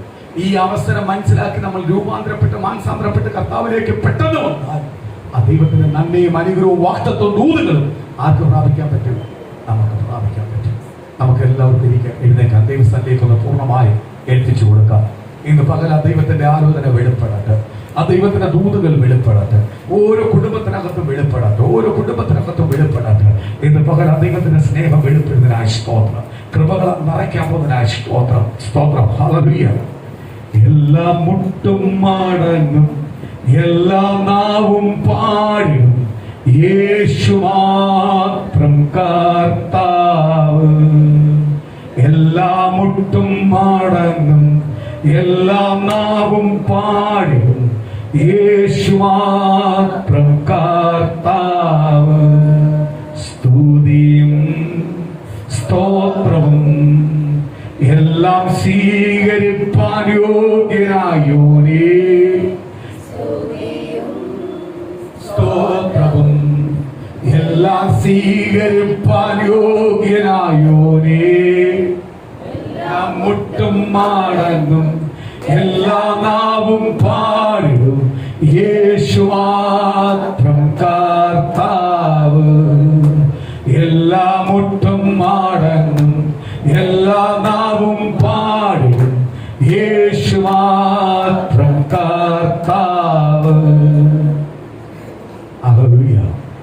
എല്ലാം മുട്ടും മടങ്ങും, എല്ലാം നാവും പാടിടും, യേശു മാത്രം കർത്താവ്.